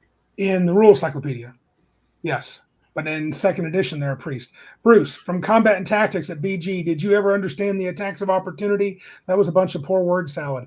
I don't recall it. I don't recall either. I purchased them. I only ever read the high-level campaign guide. So I got them. There were 3. You were enamored. You were enamored of those initially. There were 3. Well, because it was new. Yeah. And then I came home from AIT, from the military, and then you said we're not using those, so I kind of just put them away. So well, I don't remember the attacks. You made that super first level character that killed that ogre in one swing, and I was like, dude, that's crazy. Well, because it was kind of dumb. You can min max your stats to you could make your strength so that you were really strong with a bonus to hit, but you couldn't carry a whole lot. Now I do know Joe loves dumb. This is Joe's favorite from second edition: spell dice caps. Fireball 10d6 capped. That's a nut punch for you, dude. Just bringing them up. No, how dare you? I know. You think he doesn't like Vancian? Second. Well, okay. So my perception was starting somewhere around in the first edition days in the Dragon magazines and just about everything you can imagine. I'm like, they're screwing the wizards over. They're screwing the wizards over. They're screwing the wizards over. And damage caps, screwing the wizards over. When third edition came out, clerics got, and it's minor, clerics got their cantrips, and they would go up as they leveled the amount. Wizards, no, you get 4, and you're done. I'm like, screwing the wizard. Mm-hmm. But, you know, that's me. I like wizards, and any slight, even real or imagined, I made a big deal out of it. I just laughed. I said, sorry, dude, that's the new rules. That's the new rules. But I agree, it's kind of dumb. We talk about spell segments, non-weapon proficiencies. That was kind of like, we'll talk about it in 5e in a little bit. That was a skill system that kind of wasn't a skill system. It was weird. It was tacked on. I think it could have been handled a little bit better, but I read through it a bit, and the couple of skills I looked at, none of they weren't skills they weren't things you couldn't do without taking the proficiency, like fire building. As long as you had a right, clerics never should have gotten 8th or 9th level spells. Right, clerics already have all kinds of benefits, and then you give them 8th and 9th level spells. Screwing over the wizard. Clerics have never been even average. They've always been a great class. Darth made a good point a while back. He thinks you should use either dual classing or multi-classing for all races. It's a plain explaining which is used off with. Yeah, I mean, just if you're going to use multiple classes, just pick a system and stick with it. Yeah. What was I saying? I don't know. Clerics, 8th, 9th level spells. Before that, I forgot what I was talking about. In regards to, I'm sorry, dude, I totally threw you off. Thank you, Pat. Non-weapon proficiencies. Yes. Non-weapon proficiencies were tacked on to a system that didn't have them before, and you can do all that stuff. A character could just use a flint and steel and start a fire. You didn't even need to roll, really. Yeah. But according to Wilderness Survival Guide, if you had fire building, you could start a fire without flint and steel, and it took you less time to build one. This is true. I never understood this. Did you, Joe? Patrick's right. A lot of people consider support class clerics boring. Well, this is the reason. most people wanted you to sit back and cast healing spells when they lost hit points. So yeah, that would be boring. Yeah. Especially when you could wear plate armor, wield an okay weapon, have a decent chance of hitting. You could be in, and you'd have a decent armor class. So you're fine as a fighter or fighting type, frontline dude, as a cleric, and casting spells in armor. Yeah. And you knew all your spells. There was no finding your spells. Every cleric had access to the full list of first level cleric spells. Yeah. Yes, Bruce. Clerics are great in first edition. Clerics are literally great in every edition. Every edition. And then in the specialty priests, holy crap. Some of them were ridiculous in second edition. Yeah. Anything else for the TSR edition? Because I think we need to get to WotC. Okay, so the thing that annoyed me about second edition was the knee bending for the Satanic Panic. Oh, yes. So taking out, like I said, a little bit about it earlier with taking out the assassin, and there was, I think, one other class. They took out the monk. I don't know why they did that. And then they changed demons and devils to Tanari and Batizu for some strange reason. It was just knee bending. It was knee bending. When it happened, I love the lore of the Blood War. I love the lore in the Planescape setting about the demons and devils in the expansion.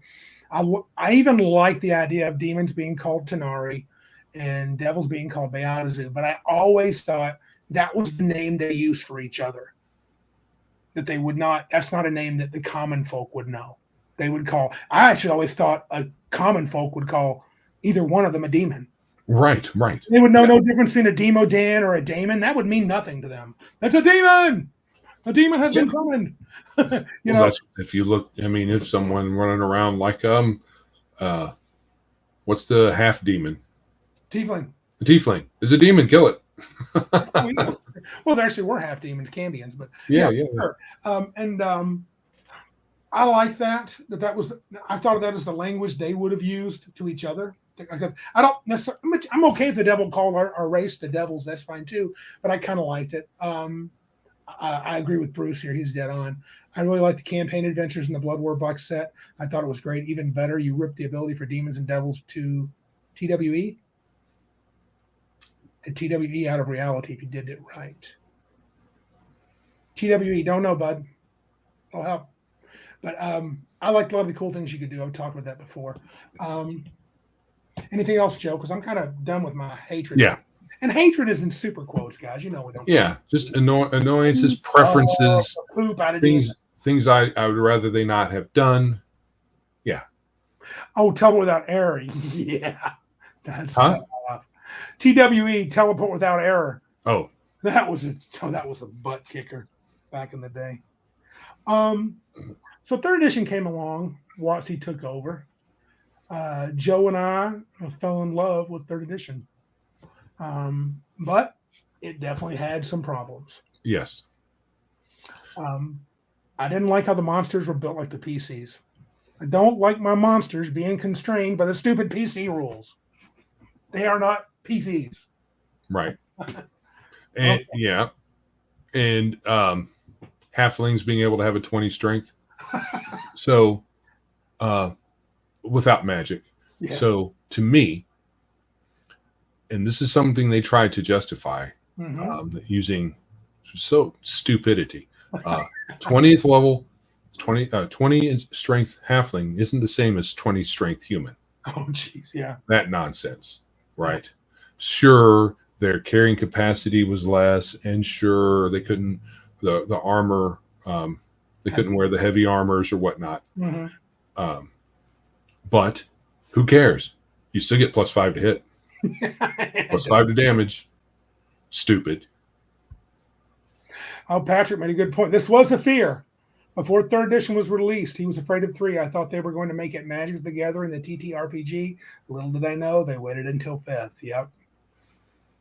Yeah, so stats, max mins, and all race, all class, that ruined it.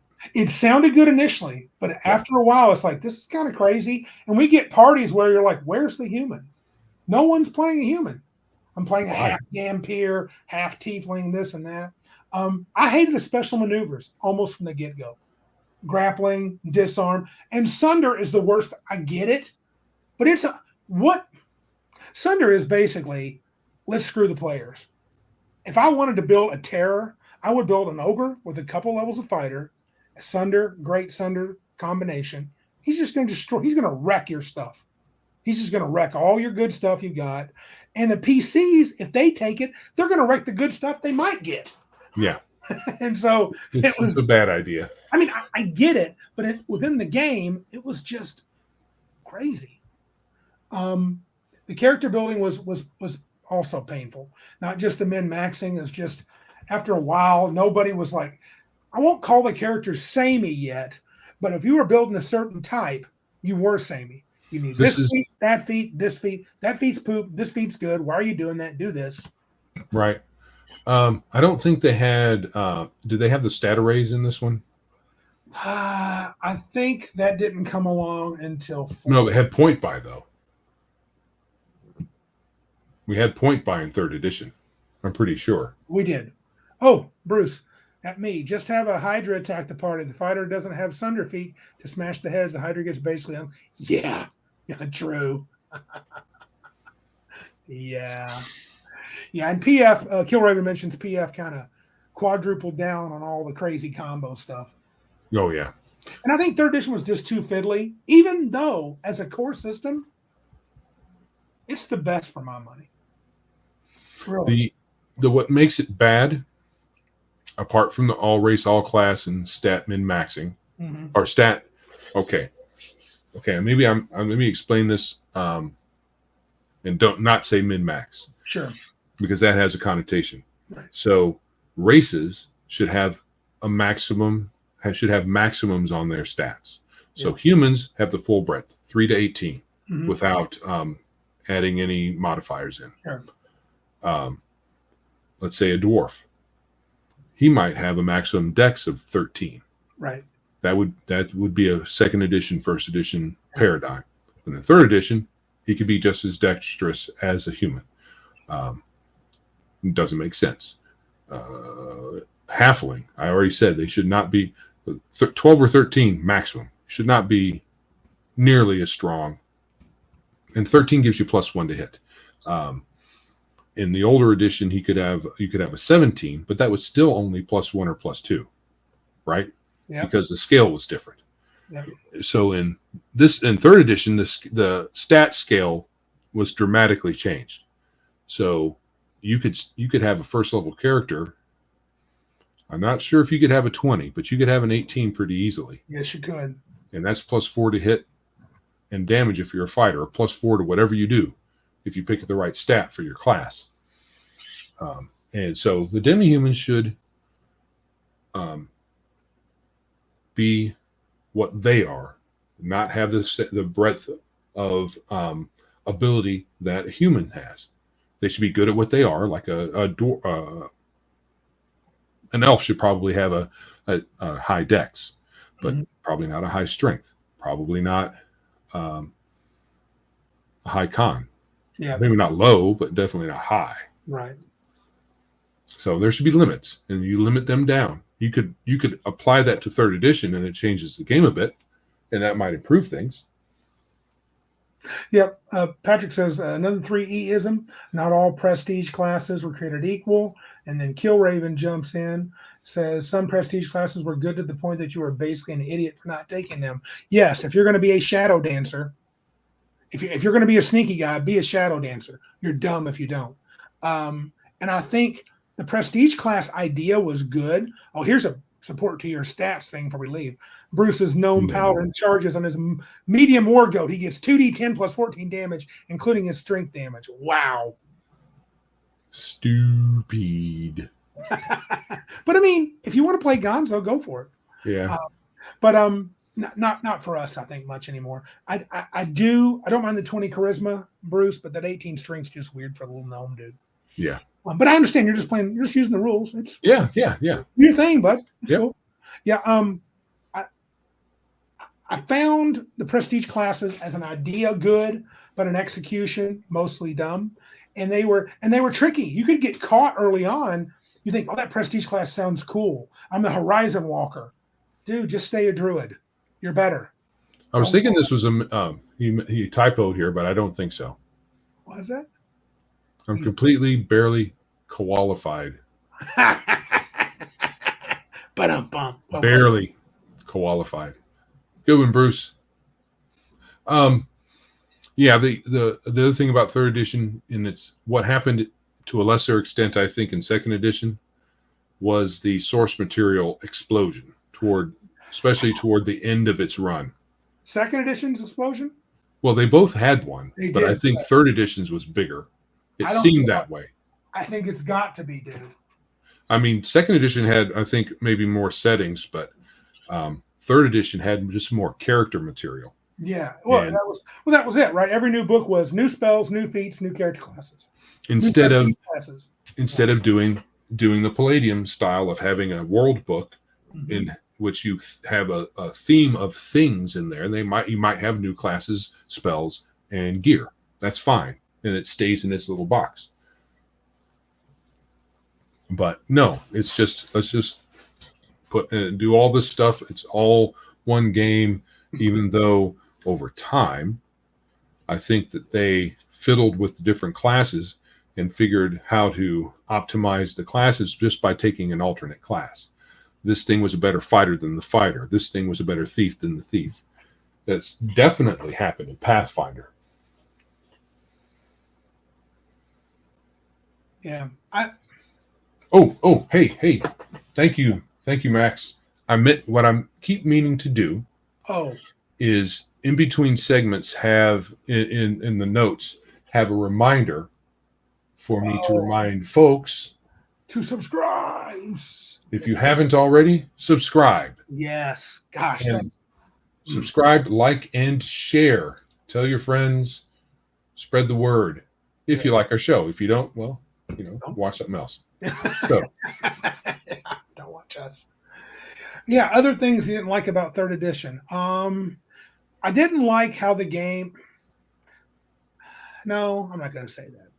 I think I've said what I didn't like about third. Right. I think at the time we were playing, we were pretty much fine with most things except for combat was way more crunchy, way more complicated. It took some time to get used to, but once we did, it went smooth.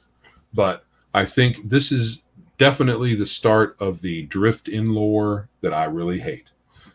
In retrospect, at first it didn't really matter, but now looking back, it was really a bad thing for the game, and it's bad for WotC to not be a good steward of the game. Right. What about fourth? Unless you got more on third. Yeah, I don't really have much for fourth except the player's handbook made me sleepy. Yeah, I would say fourth is samey characters. Everybody do their D6. Start out as a hero, which is, if you like it, that's great, but there's no place to go 0 to hero. I didn't care for, and I don't know, I couldn't hate it, other than it just didn't seem like D&D at all to me. It was just a weird little game, and I never played much of it. I can't really compliment it. It's hard to even hate something I never played.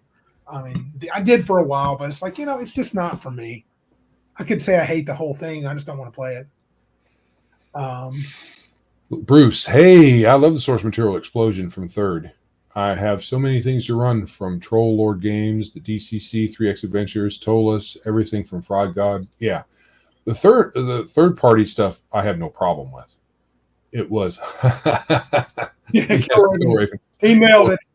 4E was a great board game. Honestly, buddy Philip, he says that he would have bought it. He would have thought it was great. Yeah. But the problem with the way it's less necessarily the amount, more the organization, I think is what I'm saying. Yeah. Plus the drift from the original. I had to change everything.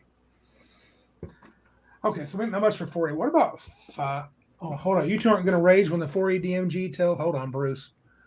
You two aren't going to rage when the 4E DM tells people to ignore total party kills and just ignore. It was a bad dream. You break it. Oh. Well, I kind of remember something about that, but I never had the DMG. The thing we laughed about, Bruce, was the comment, and we still will say it: once a day when you die. It That's was Pathfinder. That's high no, level stuff. that was also fourth edition. Oh, That's it was? Oh, once a day when you die. I thought like not the Paragon, the Epic tier, but you know what? I just softened on 4E because to me, 4E is not. It was the big mistake D&D. It just wasn't. I mean, even all editions of D&D at least felt like D&D. a little bit. A little bit at least. Mm-hmm. 4E didn't really. That's okay. I never played it, so my judgment is, without any experience. As a player, never DM'd it. Had a good time both times because the people that were playing. Just not for me, dude. People that like it, dude, knock yourself out. And it's funny because we like 13th Age, and it smells a lot like 4th edition.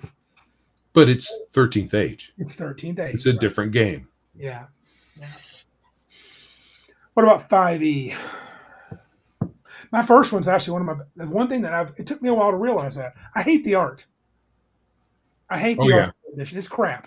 In 5th edition. Yeah.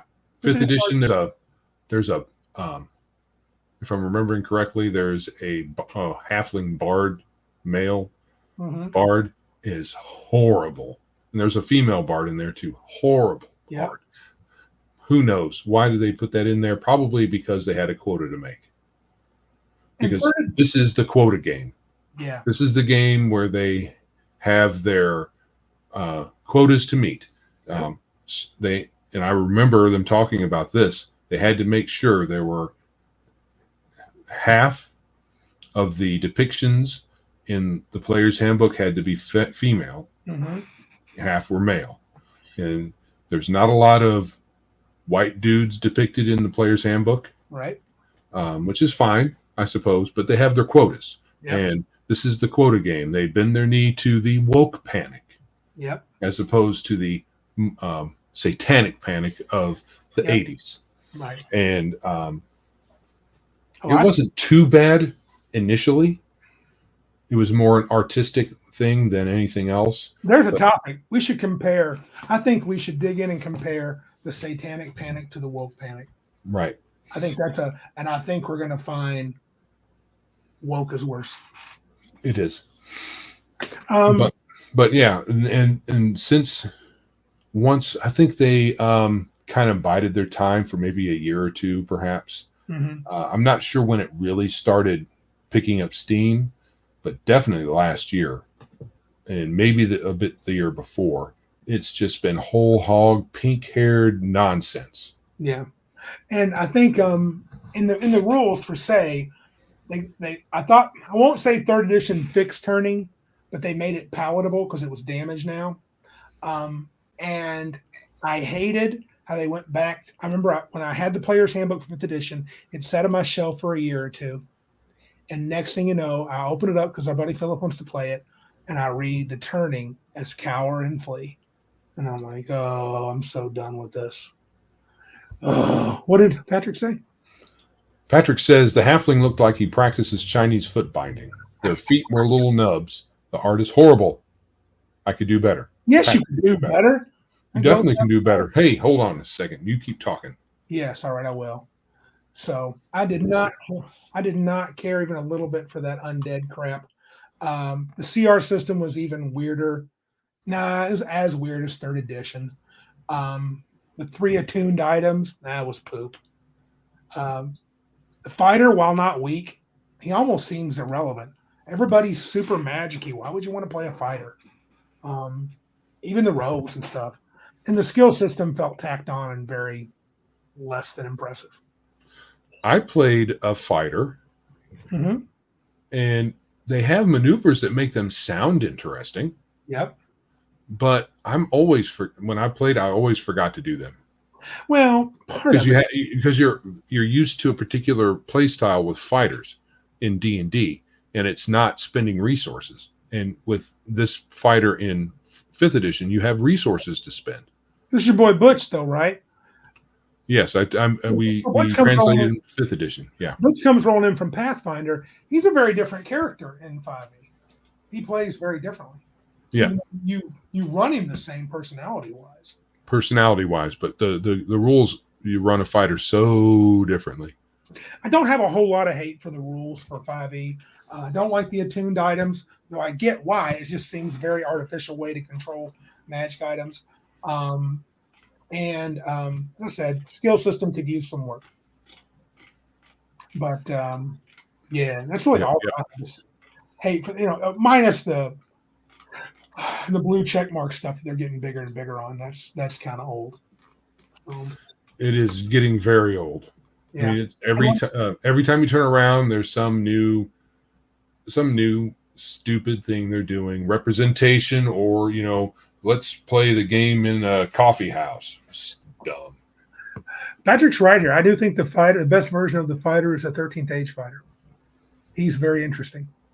Right. There wasn't any resources to spend, but when you hit the number on the die, meant different things. And you had to watch it. You had things he could do that other players couldn't do. He was the interceptor. He could block foes from coming in on your soft guys, and he could do all sorts of interesting stuff. Ooh, look at that, baby. Ooh, baby, look at that. Our boy Patrick's skills on display. Oh.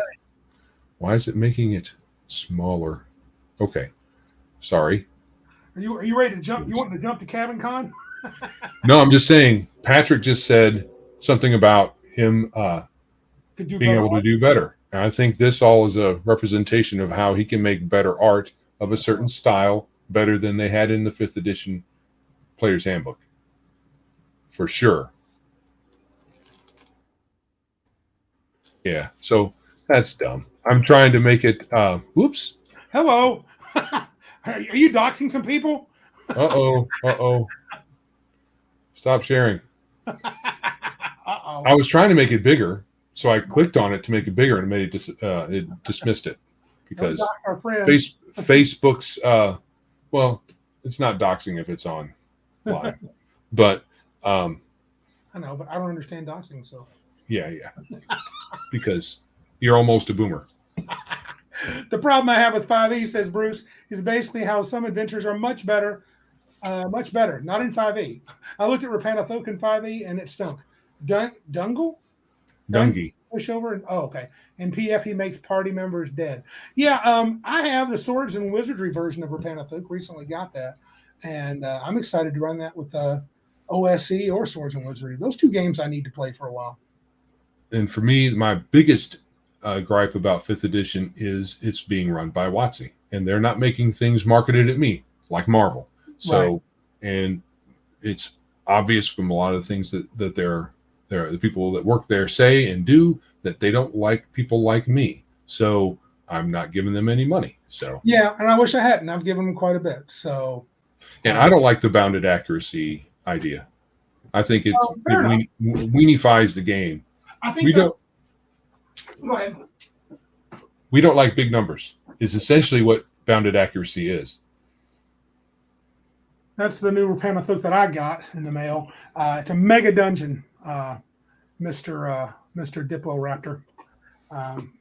Patrick just sent you a better picture if you want to blow it up. Let's blow that up during Cabin Con discussion. Okay. Because Patrick just sent that.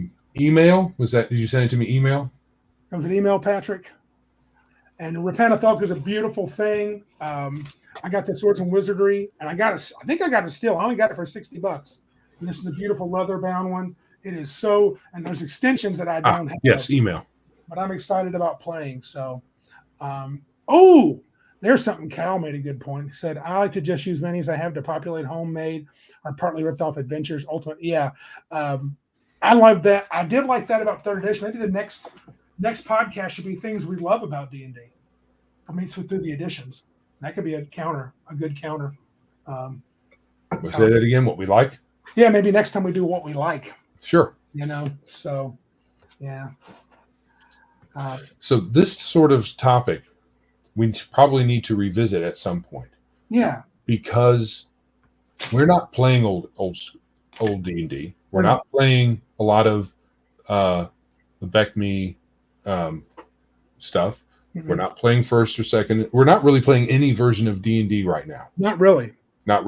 So, and it's been a while since we played any of these versions in its pure state. And so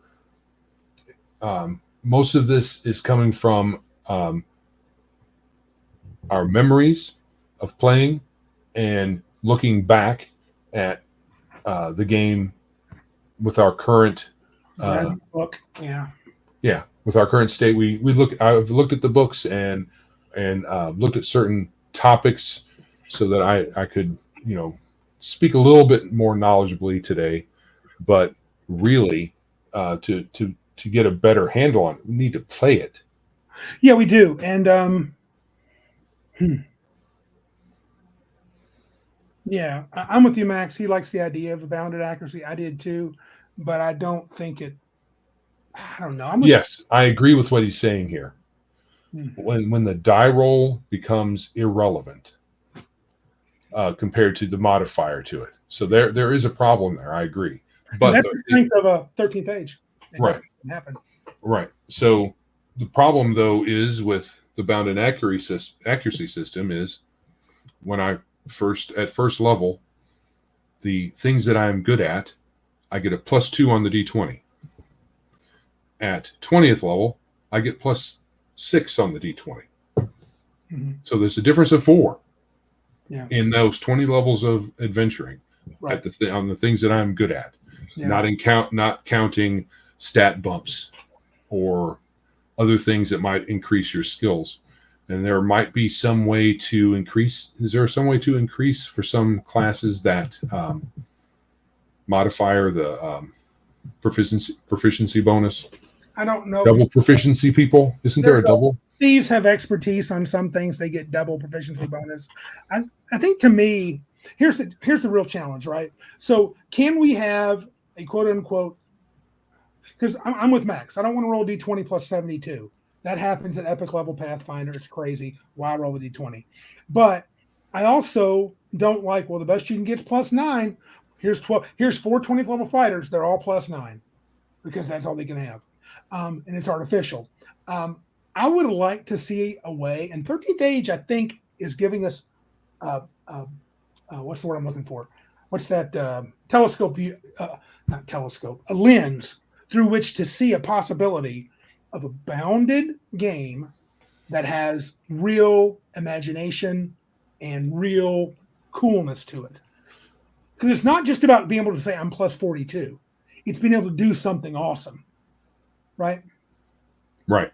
Because the number you roll on the die should matter to some degree. It should. So as long as the numbers, the modifiers you have don't get ridiculous. Yeah. Yeah. Bobbin says it's like you did. You might not want the bonus to be bigger than the die roll, but you don't want it to be too small either. You want to feel like you progressed. It's just something better. Correct. So if it doesn't get too ridiculous, but you also get that number on the die to matter. Yeah.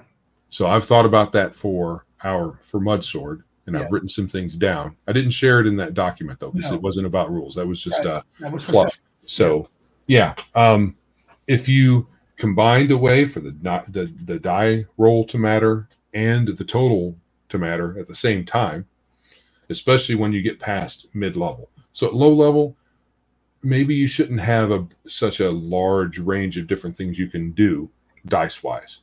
Mm-hmm. You roll your die, you add your bonus, and you're done. It emulates emulating the simplicity of early editions of the game at low level.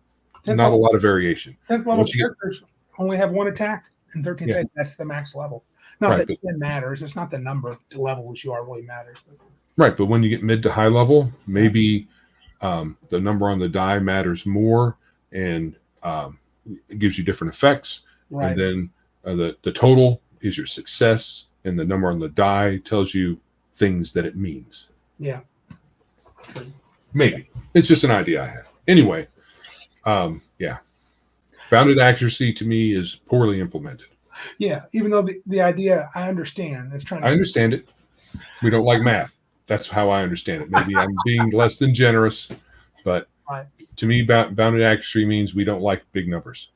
I think it makes the game a little more predictable.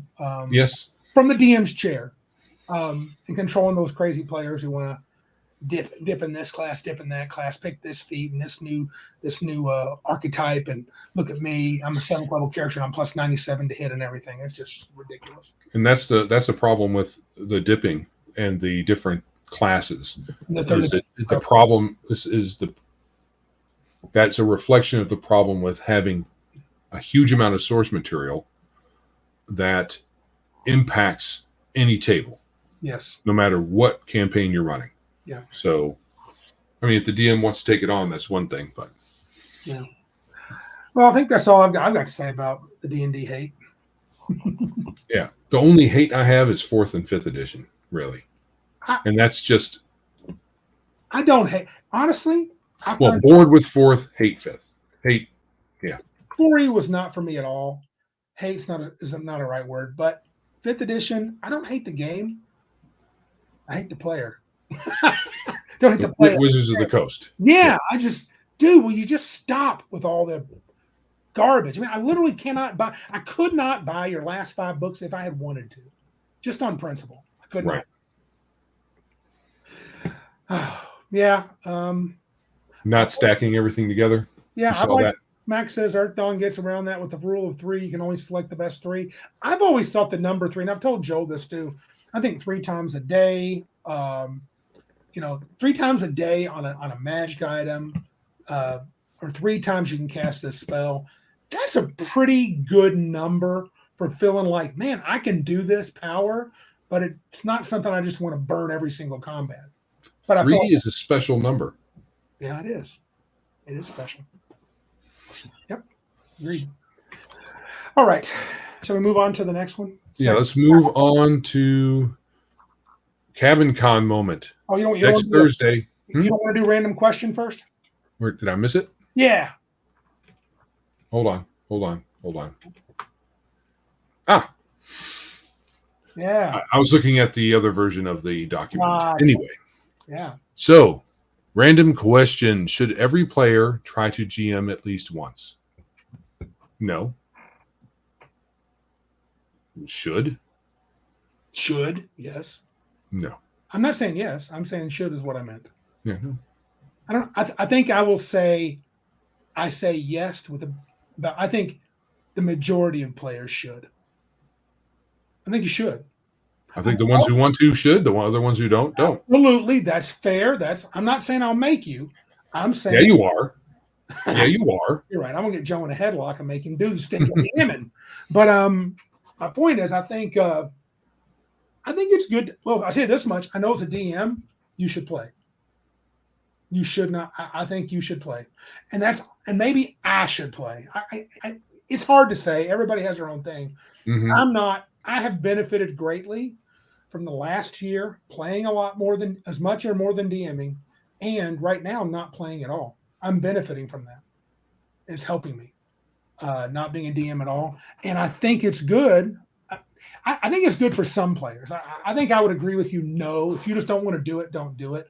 But I think especially players that are very rules lawyery and want to constantly change rule, or they want to change rules or add new classes or do this and get this ability, and not min-maxes in a bad way, but they're always building this perfect killing machine. They need to be on the other side of the screen so they can see how it affects the game, because they only see how it affects them. Well, if you're paying attention, you can see the bigger picture from the player's side too. You can. Here's the other thing is if you DM too much, mm-hmm. and from let's say a rules as written point of view, mm-hmm. when you play enough, especially if you memorize all the frickin' books, mm-hmm. then as a player, you already know when the DM throws something at you, you know what you're getting. There's no surprises. Mm-hmm. It's one reason that I keep kind of cool on DMing. Mm-hmm. So, or when I do, I just use my own stats for monsters. Right? I keep the spirit of the monster, but I do my own thing, because looking in the books not looking in the books keeps me in the mystery alive. Yeah, there's still a mystery. I can think better from the perspective of the character I'm playing, because the character doesn't know all the things that these monsters can do. Yep. So. Yeah, Patrick, and I think it goes both ways. Because for me, I would say that's true.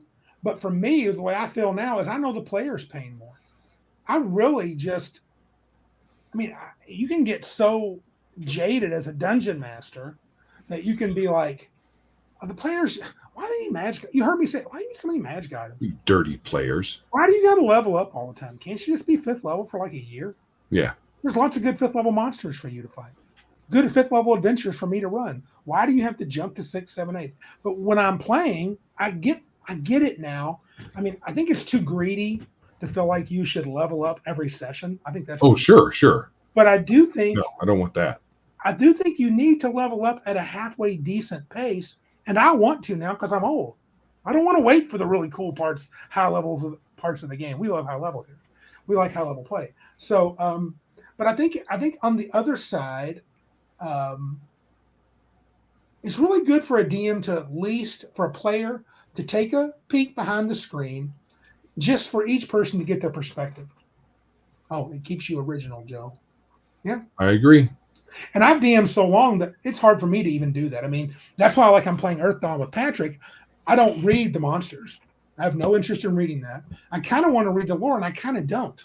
I kind of just want to play from what I've saw on Max's short discussions of the different classes. I think I would like to just keep playing that way and just let me figure all this stuff out, make all mistakes, realize that as a thief, I don't want to be going one-on-one with cadaver men. That's not very wise. And so, man, I got my butt. Makes you dead. Yeah, really, or wish you were dead. Mm-hmm. So, yeah, I think you're right, Joe. You don't make anybody do anything, and that's not the point of the question. I do think, maybe I should have rephrased it, but I do think it would be good for players to GM at least once, and for a GM to play, I think, more than once.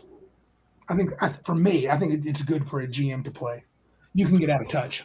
Right. I can see the usefulness of a player becoming a DM, doing it a couple of times and seeing that side of the screen. And maybe see the usefulness. Sure. Yeah, and I don't like this. But now that I know I don't like it, when I go back to the other side being my player in my comfort zone, you're like, yeah, I see why he doesn't want us to do that. That kind of screws things up when we do dumb crap like that. Or when when I do dumb crap like this, don't give them any cool magic items in their 8th level. It's like, yeah, it's disappointing.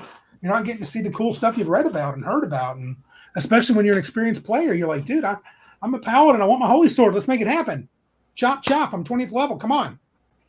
Right. And then Randy's like, there's no holy swords in this world. What are you talking about? Nobody believes in holy swords. No. You have to be holier than every other paladin before anybody will consider even giving you a sword. Right. Yeah. All right. I think that's all I got to say on that. How about you? Yeah, me too. I mean, should maybe slightly stronger than you need. It's useful. Yeah. It's useful. So if that means should, okay. Yeah. It's useful. And both of us here have done both. Yeah. I think Joe and I are actually, in many ways, we're the perfect yin and yang. I guess over our career, you probably played about as much as I've DM'd percentage. Right. And I've played about as much as you've DM'd percentage-wise. And Darth is right. DMs do. Me, I find sometimes GM need a break, and playing is the best way to do it. I actually am finding not playing is the best way for me to do it. Because I get to read books. I get to do other things. Oh, man, Mr. Max is against. Oh, Valvan, you were such my hero. I don't care for high-level play. It's not for everybody. No, it's not. And Max, no, it's not. That's everybody has. Lots of people have different play styles. Yep. They have different preferences as far as high-level play. And that's fine. Yeah. But what we probably shouldn't do is say you're a weenie for playing high level, because a lot of people do that. You're a dirty power player or whatever. Yes. And you're a dirty, gritty life and death player if you only play levels 1 to 4. Yeah. Play whatever you want, man. Yeah. Yeah. All right. You want to get you want to see if we can get can you get Patrick's beautiful next topic is Cabin Con. Oh, bring it, Joe. Yeah, baby. I is a week and 2 days from today. 9 stinking days. And we'll be at the cabin doing the con. Look at that sweet. That's our t-shirt we're going to have this year. Cabin Con 16. That's all our boys showing up at the con. Look at our disability guy. We got our one virtue. Well, we technically should have 2. Yeah. Kind of what? Where is? I'm drawing a blank here. Yeah. We've got Rigel over here on his air sled, and those watching, you're missing the t-shirt, which is awesome. It's a disc. I don't know all the things. Patrick says, how many sci-fi franchises can you spot in the picture? I'm going to give one. What am I thinking? One criticism to Patrick. Where's another Star Wars? Is there another Star Wars character besides his Jedi?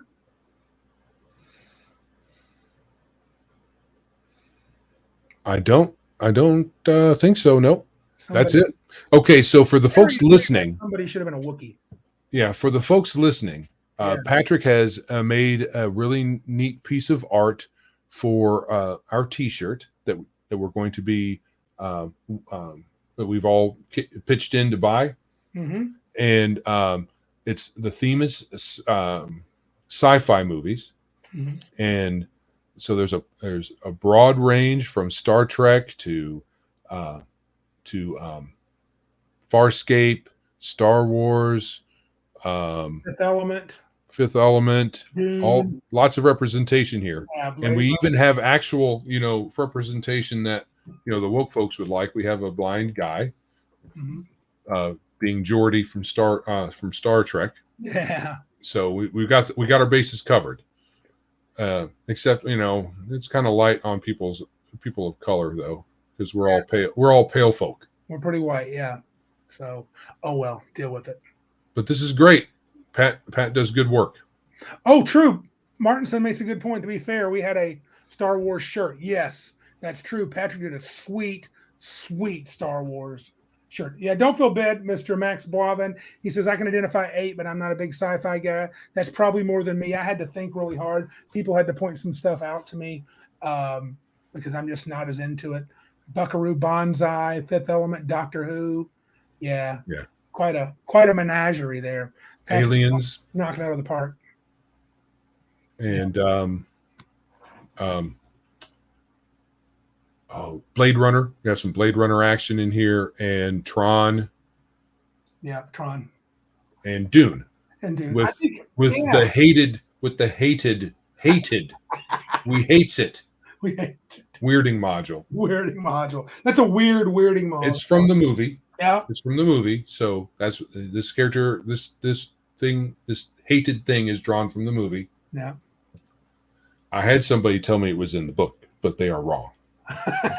I don't remember. Was there even was there no There's a weirding way, but that's martial arts and mind body stuff, but not a weirding module. Yeah. So Patrick Knox, he just destroys this t-shirt every year. It's so awesome. Yes. And yeah, he big props to Patrick. Yeah, he's always got me with my horn symbol always up. I love it. Firefly, right? Yeah, Firefly. Right. There you go. And Aliens. Yeah. Yeah. Yeah. I can't see it big enough. Cal can't see it big enough. Huh. Oh, are you watching from a computer or what? I mean, a phone maybe. So we'll go in quadrants here. Yeah. Is that better, Mr. Cal? Yeah. And upper left quadrant has Doctor Who and Jedi. Has a Jedi. This is probably is it Obi-Wan or is it Qui-Gon? Couple of Fifth Element dudes in the bottom. Star Trek. Who's the dude holding the dinosaur? That's Wash. That's Wash. Oh, okay. From Firefly. Yeah. Whoa. And this is Wash and Jane and Mal. Yeah. Cool. And then Fifth Element dudes. Oh, is it? Okay, I didn't know. Right here, Fifth Element, all 3 of these.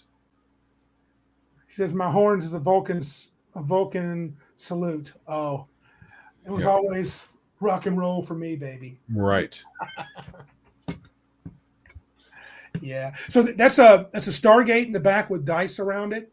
That's pretty boss. Yeah, the Stargate. Yeah. What do they call that? The Stargate. Is it okay? I think we're all coming through the Stargate, right, Patrick?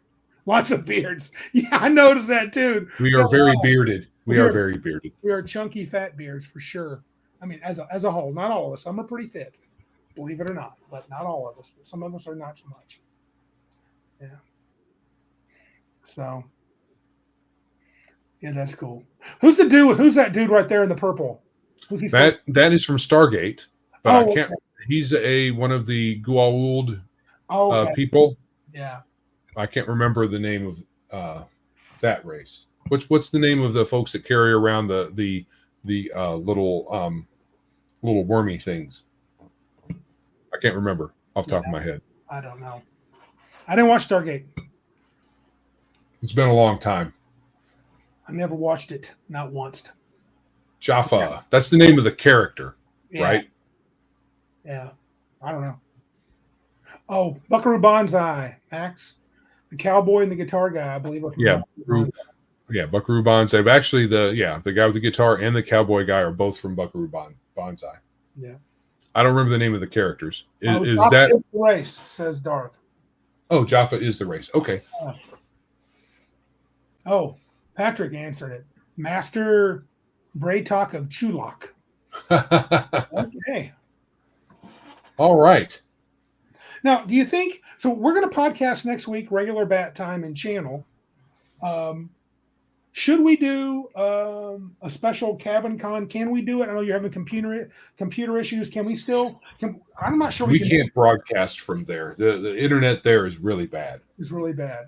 Yeah. Should we do something? Maybe we'll do something different. Maybe we won't broadcast at Cabin Con. Maybe we didn't broadcast last year. We just recorded some videos and then uploaded them after the fact. So we could probably do something similar.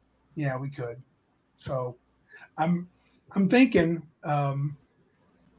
maybe we should, like, I don't know, let's talk about it. I feel like maybe we should do something special at Cabin Con for Biggest Geek, because we'll think about it this year. I'd like it to be something a little bit, I don't know if unique's the right word, but maybe special. So yeah. But it's next week, man. I'm getting pumped. Next Thursday. You and I and Silent Josh are rolling up bright and early, leaving about 6:30, I think, from my chateau, heading up to the cabins, staying through Sunday. Every time you say when we're leaving, it's earlier. I try to get you up as early as possible. No, I think the last time we talked, you said more like 7. Now it's 6:30. I mean, by next week, we'll be leaving at 3. I'm talking about it, baby. I'd like to be on the road by 6:30. But we'll probably stop and get some food somewhere. We're talking, I think Mr. Josh was talking about, Cabin Con actual play. Ooh, yeah, maybe. I don't know. We would need more equipment to really do it any justice. Yeah, for sure. And then we'd have to get buy-in from folks. And there's a lot of people last year didn't even want to be on the camera. So, or even on just the little podcast. Or the audio or anything. Yeah. Yeah, so we'll see. We have some shy peoples. Yeah. So we'll see. But yeah, so you got your Hackmaster stuff ready to go? Nope. Nope. It won't take long though. I have all my games prepared, so I'm ready. Yeah. You don't have any games? Yes. Randy's running nothing. Player time. Shadow says, record a video while you were there and then upload it. Yeah, we're talking. That's what we did last year. Actually, we did multiple. I think we did one for each day. Yeah, short ones. Very short. Very short. Yeah. Yeah. So should I bring my computer then? If you want, then if we end up having, we can test. We can do some testing because we should be able to use your laptop's camera. Yeah. I mean, that's what you're using right now? Yeah. Okay. And my laptop microphone. So we can try live streaming and see what happens. Right. We can test it out when we get there, make it private, and ask some folks to help us out by, jumping in and watching it and making sure everything works out all right. Yeah, I'm not very hopeful. No, me neither. It's a tough sell, and it'll have to be at the big house because I think those extended cabins would be even worse. Now, what we might be able to do is find out, and Pat, you might know, I can't remember, maybe Josh knows, if the Wi-Fi unit they have up there also has a wired connection. Oh. Because if it does, that might be better for us. Right. I think it would be in her house, and I'm not sure she would want to. No, I'm talking about in where we're at. Oh, okay. If it's solely wireless, then that's one thing. Trying to do live streaming on a wireless connection is no good. Okay. Well, yeah, Shadow's heading out. I think that's all I got to say about Cabin Con stuff. I mean, it's so close we can taste it. Yes. And, a week and a couple days. Yeah. Next episode, I'm not sure. I was thinking we might do a monster mash, but now I'm leaning toward another topic. I may go down. We may do the like D&D topic, the things we really like about it. That would be pretty smooth. I think that might be a good choice for next week. So, anything else, Joseph? I don't think so. All right, man. So if there's nothing else, if you would like to support our show, please like, subscribe, and share us where you are listening or viewing the show.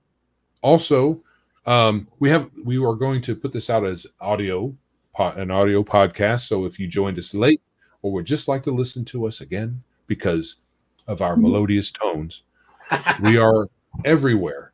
You can just about everywhere you can find a podcast. You can find Biggest Geekus, especially Spotify, Stitcher, and Apple. If you would like to support us, there's a hardwire connection by the TV. Well, there's a wireless router there. Oh, okay. There's a wireless device there. It doesn't necessarily mean it has a wired connection. We'll see. We'll look at that.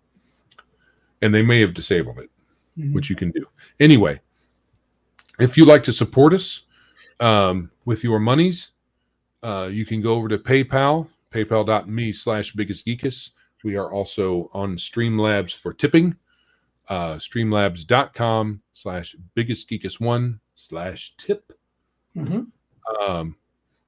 We are and over at anchor.fm/biggestgeekus, and there is a support button there. We are on the web. Our website is biggestgeekuspodcast.com, and you can email us with questions or comments at thegeeks@biggestgeekuspodcast.com. We have social medias everywhere: Twitter, Facebook. We're on MeWe, Discord. We have a Discord server, I guess was what you call it, and Gilded as well. And we are here on YouTube, obviously, and our videos are up at Odyssey as well. Cool. Anything else, Mr. Randy? I got nothing, man. All right. If that is all, this is Joe. And I'm Randy. And remember, if you can't be big like us, then be geeks like us.